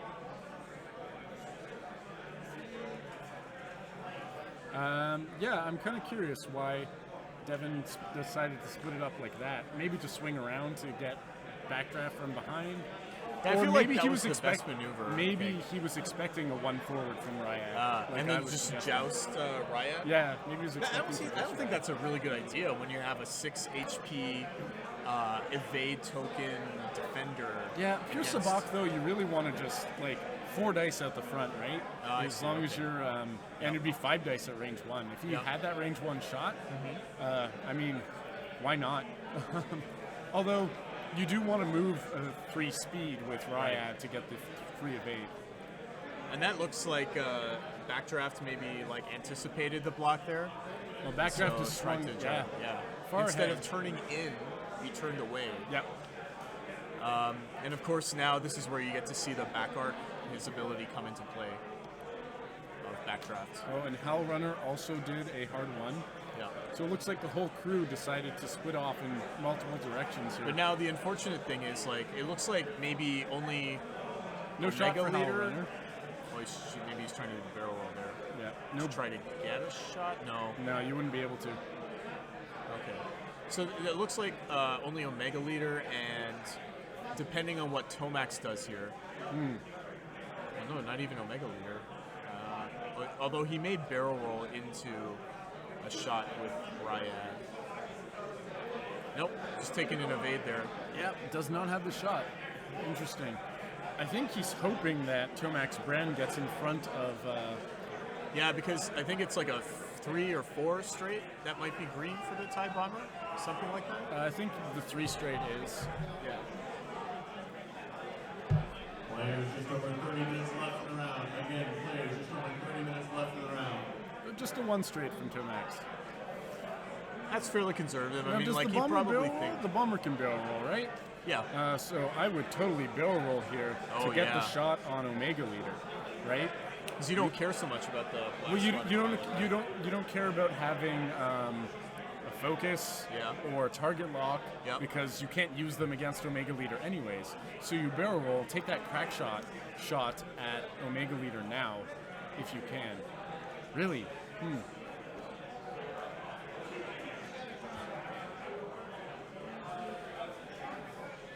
So he's trying to find see if Mega Leader has an arc on Ryad. Yeah. I guess checking for Howl Runner aura as well. That's true, T-Bets. Devin did check for barrel roll, and he could have slid back and fit. So if his opponent was a stickler for it, he could have forced him to do that barrel roll. Because when Devin checked for barrel Yeah. roll, he checked at the front, which would have hit the rock. But you only choose side for barrel roll, right? So if you say I'm checking left, if there's anywhere left you can Oh, do really? it, you have to do I it. see. So that was like 2 shots from. I'm not sure where that was. Howl Runner? No, couldn't have been Howl Runner. Someone, that was Tomax. Oh, okay. Tomax is PS9, I think? 8, 9? Tomax is a high PS ship for some reason. 8. So what's next here? Who just rolled 4 dice? So that's a pure Sabak shot? No. No, Pure Sabak has no shot this turn. That would be Backdraft, yes? Shooting? Right, because they added the crit and then he rolled his 3 dice. I see. Oh, nasty. Oh, that's Chaser down, I think. So Backdraft just shot into Chaser, crit hit, and Chaser is dead. So Chaser has been removed from the game. And that's fine. Chaser is a sacrificial lamb in this list, almost certainly. But unfortunately, there's been no trade, right? Like Backdraft is still at 1 HP, but now that the swarm is split up, right? Yeah. It's less likely that Now, if the you could put TIFO, any. Yeah. if the TISF did like a hard turn here, he could have on the next turn he could have the Black Squadron pilot in his rear arc. Yeah. Backdraft would be facing the board edge, might be able to get out of it. I don't know if it has a hard one.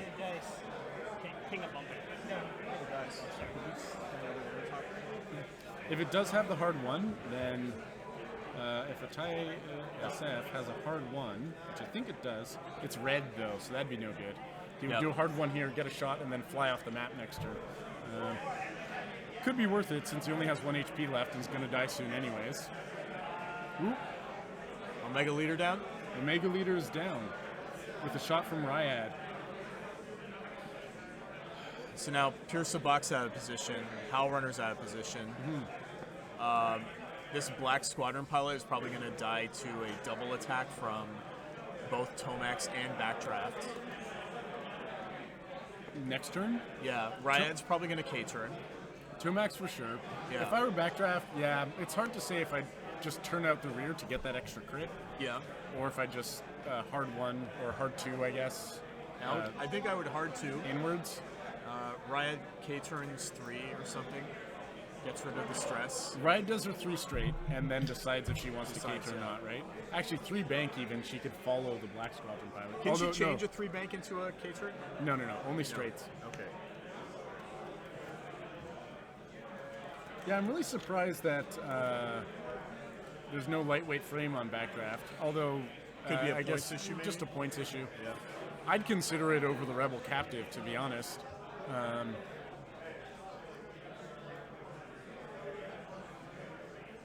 Or maybe Rob just doesn't own a striker yet, where you get the Rebel Captive from, or not Is the TIE lightweight Shuttle a frame. 0-point upgrade?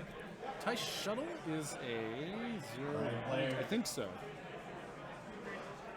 If anybody is interested in a Star Wars Destiny side tournament starting next round, or perhaps one of the top 16 candidates, please speak to the booth. Well, And if you're interested in Star Wars so apparently there's a Destiny, Star Wars Destiny side or a tournament quick starting, three-round which is pretty cool. please speak to the Unfortunately, I don't think we'll be able to stream any of that. Do you play Destiny? I do play Destiny. In fact, I know a lot more about Destiny than I do about this game. So, fortunately enough, Face to Face Games is actually doing a Destiny box tournament next week, the 28th, which VTTV Live will also be streaming. And that's been a really popular game for our stream, I think. So, if any of you guys watching right now are interested in Destiny, we're really excited to be bringing Destiny content because the game is so new, and I think there isn't a lot of content. I mean, there's some really good strategy videos by casters like Tiny Grimes Games and Severn Gaming Network. Haven't seen any proper tournament coverage yet, aside from like the one tournament that VTTV did about a month ago. But yeah, we're really looking forward to streaming the Destiny tournament next week. So that's the Sloop there. that's the bank from Ryad, like I was thinking. So the whole team is going Right. after the Black Squadron pilot. Pure Sabak does a sloop. I'm sorry, you were about to ask a question. No. I was gonna ask if that's. Do you agree with that move instead of just doing a sloop? 3K and trying to joust Kirsabat? Who? Sorry. Ryad. Ryad? Yeah. No, picking off one ship at a time is always good. Devin's already got them all split up, so why not finish off? Right. Why not finish off Black Squadron pilot, and then next turn regroup and come at the rest of the list here, right? So Tomax is doing a one bank, Yep. which I do not think is green on a tie bomb. No, the 2 banks are, Right. but the entire team has Yeah. just a 3 forward from the TIE SF, which means the rear arc is going to be facing Black Squadron pilot here. Question is, does the TIE SF live? Oh yeah, for sure, because barrel roll. Yeah. This I is always some forget really about good barrel flying rolls. by Rob, by the way. I'm impressed. Yeah. Yeah. Split up a swarm break. Didn't lose any ships. You know. I mean, Backdraft could still die. Hell, Tomax could still die. Countess hasn't been touched though, and the Countess would just ruin the rest And of the this Countess is the endgame ship here. list. Oh yeah. But the fact that he's been able to keep so many of his other things too, like it's going to be really good for his MOV going forward. This is table 30, so it's middle of the pack. But you know, the person who wins this game still has a chance to make it into the top. Yeah, for sure. Yeah. right now. So the classic kill box has been assembled against Yeah. that Black Squadron pilot. Hell Runner's completely out of position. Pure Sabak has a range 3 shot. Yeah. Woo. It's not good news. So Backdraft is going to be shooting out the rear at the Black Squadron pilot. Yep. So he's going to eat that crit and then 3 dice. Two hits and a crit total there. 2 hits and a crit on. Spending the target lock to make sure the job is done here. Yep. And it's a focus. focus, so nothing. So it is. And whiff. 3 Complete whiff. blanks again. Oh no. Oh no. All right, Devin's pointing at us. Devin's cursing at us across the room. He's rolled a ton of blanks lately, and there goes the Black Squadron pilot, who, I mean, to be fair, was not going to survive this turn anyways, with both Tomax Yeah, I think and even Riot facing without him. Backdraft's lucky Yeah. attack. I mean, there's no way 3 attacks he would have kept stayed alive. So, Pure Sabak's going to take a range 3 shot at Riot or Tomax? Riot, I think it is.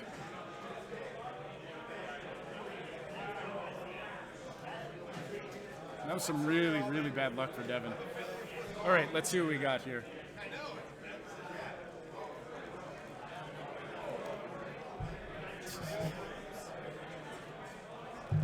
Uh, 3 hits.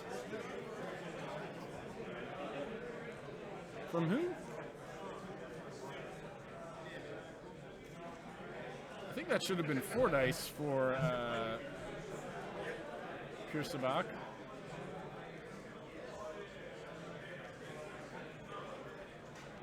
So both players are 1 and 2. They're both 1 and 2 at this table. And just a clarification from there may have been some confusion earlier. It is indeed a top 16 and not top 32 cut. It is the top 16. So we're not going to be here all night. No. We'll be here late, but Yeah. Every time one of these X-Wing tournaments happens, I secretly hope that no Mirandas or Corrin Horns or Dash Rendars ever make the final table. right. I think I just want to see joustless just run into each other. I think It's over Devin 30 minutes. forgot to roll a die when attacking with Pure Sabak. Just now? Just now. He only rolled 3, I think, and it should have been 4. Well, that's just is that a missed opportunity because it's an ability? Yeah, it's a missed opportunity. Because it's a may, not a must. No, actually it's must. It's roll 1 additional attack die. So he should have rolled an extra die there. But we're at the point where the attack is. Well, how many? I mean, I stepped away from the streaming booth for a minute. How many evades did Rob roll? I don't know. Because it may just be a moot point. Yeah, it may be a moot point in the end. Okay, so three sloop Oh. on a rock. No, those three Riot's straight. going 3 straight, landing on a rock. So what is Oh, this? was it? Just kind I of only like saw him roll 3 dice into the thing, but maybe he grabbed it before I noticed. it's like a hit there. So 1 hit on Riot. Is that shields down for Riot? I guess she took a bunch of damage earlier, right? Is Riot... Whoop. Did Riot take damage? Yeah, Riot has no shields at the moment. Yeah. Looks like 3. They're all gone there. All the tokens are gone.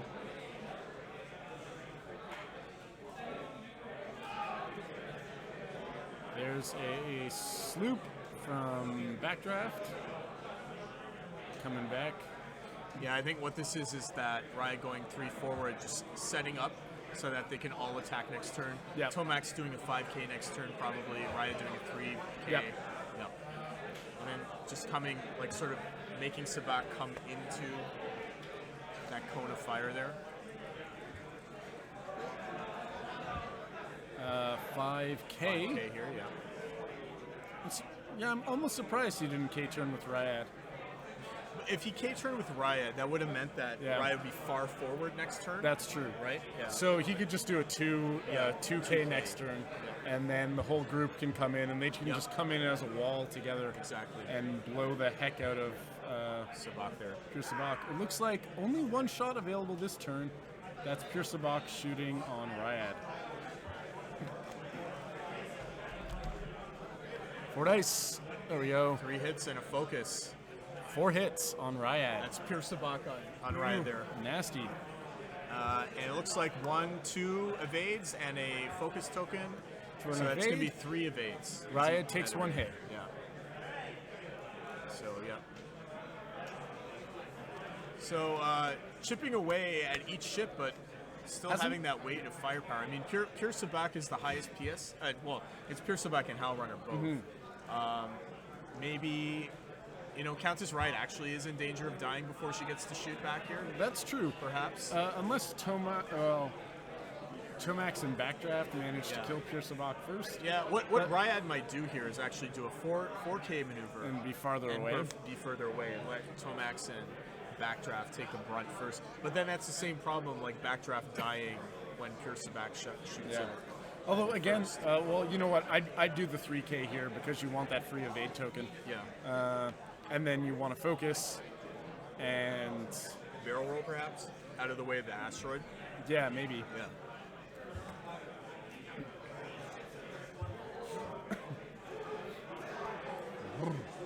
Yeah, I'm going to get my coat on. Yeah, it's a little chilly. Oh, they just closed the doors, it looks like. So. They left one door open. It's not too bad.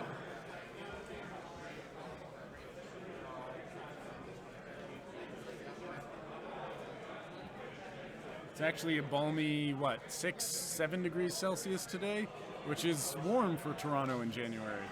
So,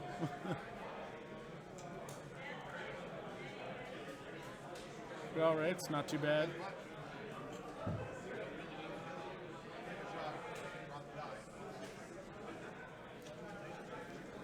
All right, so Riot did do a K turn and is boosting back.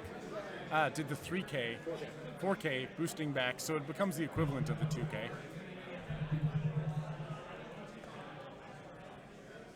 And then focus evade. Or sorry, focus and boost, that is. So it's the equivalent of a 2K from where she was. It's a 1 bank from Pure Sabak. Pure Sabak might actually be out of range this turn. We'll see. If not, that's range 3 through a rock.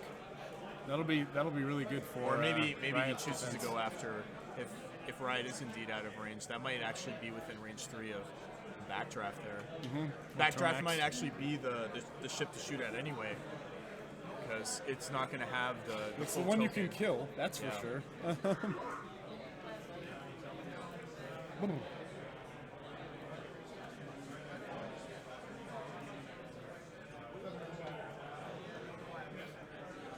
Three bank from Howl Runner. Finally gets back into range 1 of Pure Sabak. Man, Pure Sabak has its work cut out for it to kill all 3 of these ships. 3 forward from Tomax. Yeah, again, Tomax just kind of offering himself up here. Yeah.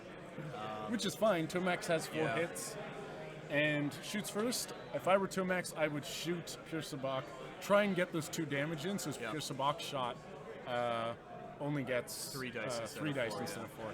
And that looks like what's happening here. He's target locked Pure Sabak. So Devin's going to need 1 more evade than he normally does because of the crack shot ability. Yep. Yep. And he doesn't have lightweight frame. The TIE Striker only has 2 dice. So that's 1 shot from Howl Runner. Oh, see, that's what happens. Devin pulls his dice out so Right, quickly right. that it's hard to see what he rolled. So that was 1 hit Howl Runner against Tomax. Tomax. One Tomax evade. evading that. Yeah, I'm actually, imagination, I'm kind of rooting for Pure Sabak now. I mean, Yeah. Range 2. Pure Sabak. all those focuses. Okay, here we go. Just Ooh, like 4 hits. 1 evade. Looks 1 like. evade.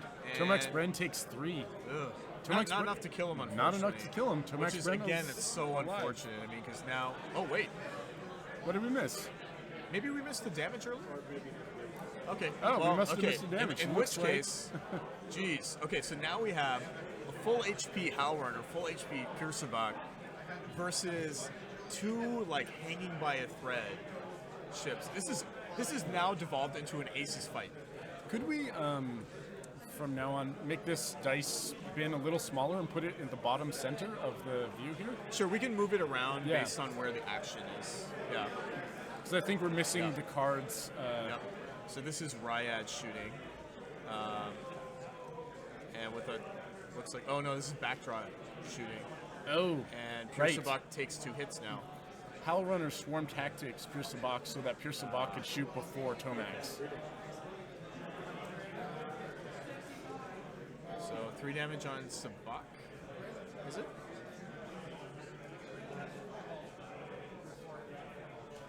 Or it was simultaneous? Yeah. Ah, So it looks like to be, ooh, could be just out of range here. yeah, looks like it's out of range.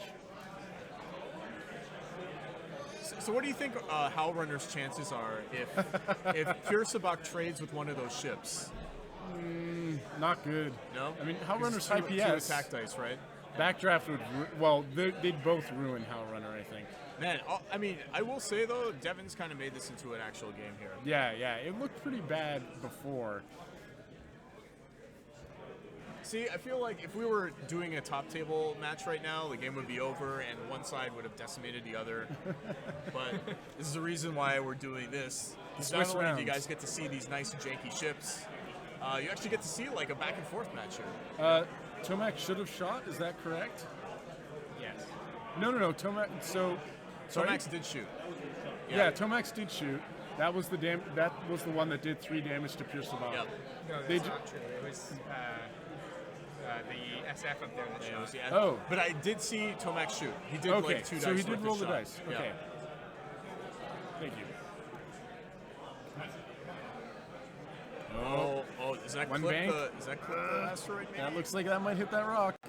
Devin holding it. You're on the no, rock, it's sir. on it. I think it's on it. Oh yeah. Look, Yeah. it's being nudged. Yeah, It's being he's nudged. totally on that rock. So Ryad hits a rock. No shot for Ryad. Lucky break for Devin. Interesting And a damage. choice. Oh my gosh. Ryad took one. Yeah, Ryad took one.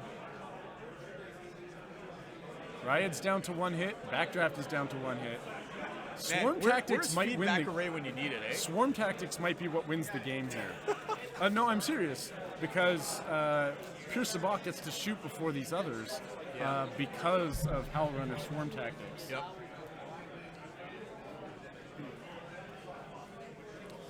Sorry, Paras. I don't know how to pronounce that. There's a lot of people moving in and around here. It's very easy to get distracted. Oh, that's a bump Oh, wow. for Tomax as well. Why did he do that one bank? Not sure. Maybe he didn't want to keep his distance or something. What's that?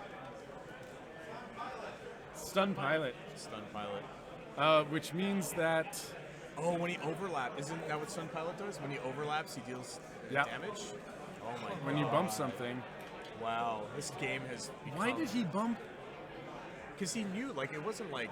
Yeah, something why did he bump himself? Man, maybe he just momentarily forgot about that shit. The one bank was such a strange move that it. Jeez. Well, oh Okay. no. Okay. Well, Oh my god. Swarm Tactics here, I'm right? pretty sure Devin Swarm managed to Tactics. turn this around. Jeez.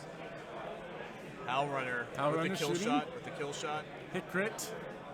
Oh, it looks like one Blank, evade. blank, two two evades. evades. Two evades. Mistakes were indeed made. Rob could have had this. 4 dice, And- target lock, Yep. focus, And 3 now hits. Needs to get pure. He needs pure Sabak here. Oh my god, is that 3 evades? No, that's 1 focus. 2 evades and a focus. 2 evades of focus. That's Okay. game over, and Congratulations Devin to managed Devin. to win. Wow, really impressive. Absolutely impressive. I cannot believe that he did that one bank. I don't know why he did that one bank. Yeah, you know, I mean, it seems like it's going to be a recurring theme today. People So- making some pretty obvious mistakes. Well, or- not so obviously. I'm not going to try to take anything away from Rob because, Oh, like, yeah. as we saw, he played incredibly excellent. well. Incredibly well. But just the fact that, like, you know, the longer a tournament goes on, I mean, we're already in round 4. You've been standing for like 4.5 hours at this Yep. point. Yep. Now you're on a feature match, and like, sometimes your mind just Yeah. Just you forget about stuff. You just forget about stuff. Yeah. You dial in that one bank, and then Yep. you plow your 2 ships together. Yep. When one has the crit that says "Don't plow ships together." So that was an incredible match. Absolutely fun to watch. Yeah. And Man, and- Pure Sabak, who knew that his ship was the carry? Yeah, Pure Sabak and Swarm Tactics. I really love Devin's list here. Yeah. All the interactions between the ships. Yeah. Swarm Tactics, Swarm Leader, everyone just really working together. All those Imperial ships, which is something you don't actually see too often with Imperial lists. Yeah. It's more of a Rebels thing to have abilities that all work together. I like this sort of eclectic swarm, though. I mean, just like a bunch of like blacks or whatever, the Academy pilots. Right. So samey, so like, I don't know. It's just so dull. But I'm really liking this. I mean, it's almost making me want to play X-Wing again. Maybe I should stop. One day we'll watching get you First back. I've got my stuff here. You can I got a bunch of X-Wing ships. All right, guys, we're going to take another break. There's 10 minutes until the end of this round. So about 20 minutes? So it'll be about 20 minutes before we start again. Oh, that's a good question. Head on over to the booth. I'll tell you all about Okay. it. We don't run out of memory or anything screwy. Right, Before, if we've run for a really long time. sure. We will take we're going to take our stream down for a bit. Yeah. And we'll be back up in about 20 minutes. Yeah. Although in like 2 minutes we'll be back up with the waiting screen. Yeah. So next round in about 20 minutes or so. So that would be about 4:30 Eastern Standard Time. Yep. And sure, PJ, we'll see if we can find a list with a U-wing, and see if we can get something different here. There's a whole bunch of U-wings around, I think. So we'll see what we can get out on the table. See you guys in a bit. I'm gonna see if we can find like a high table with the U-wing. Yeah. Although these like middle of the pack tables are pretty interesting. My new English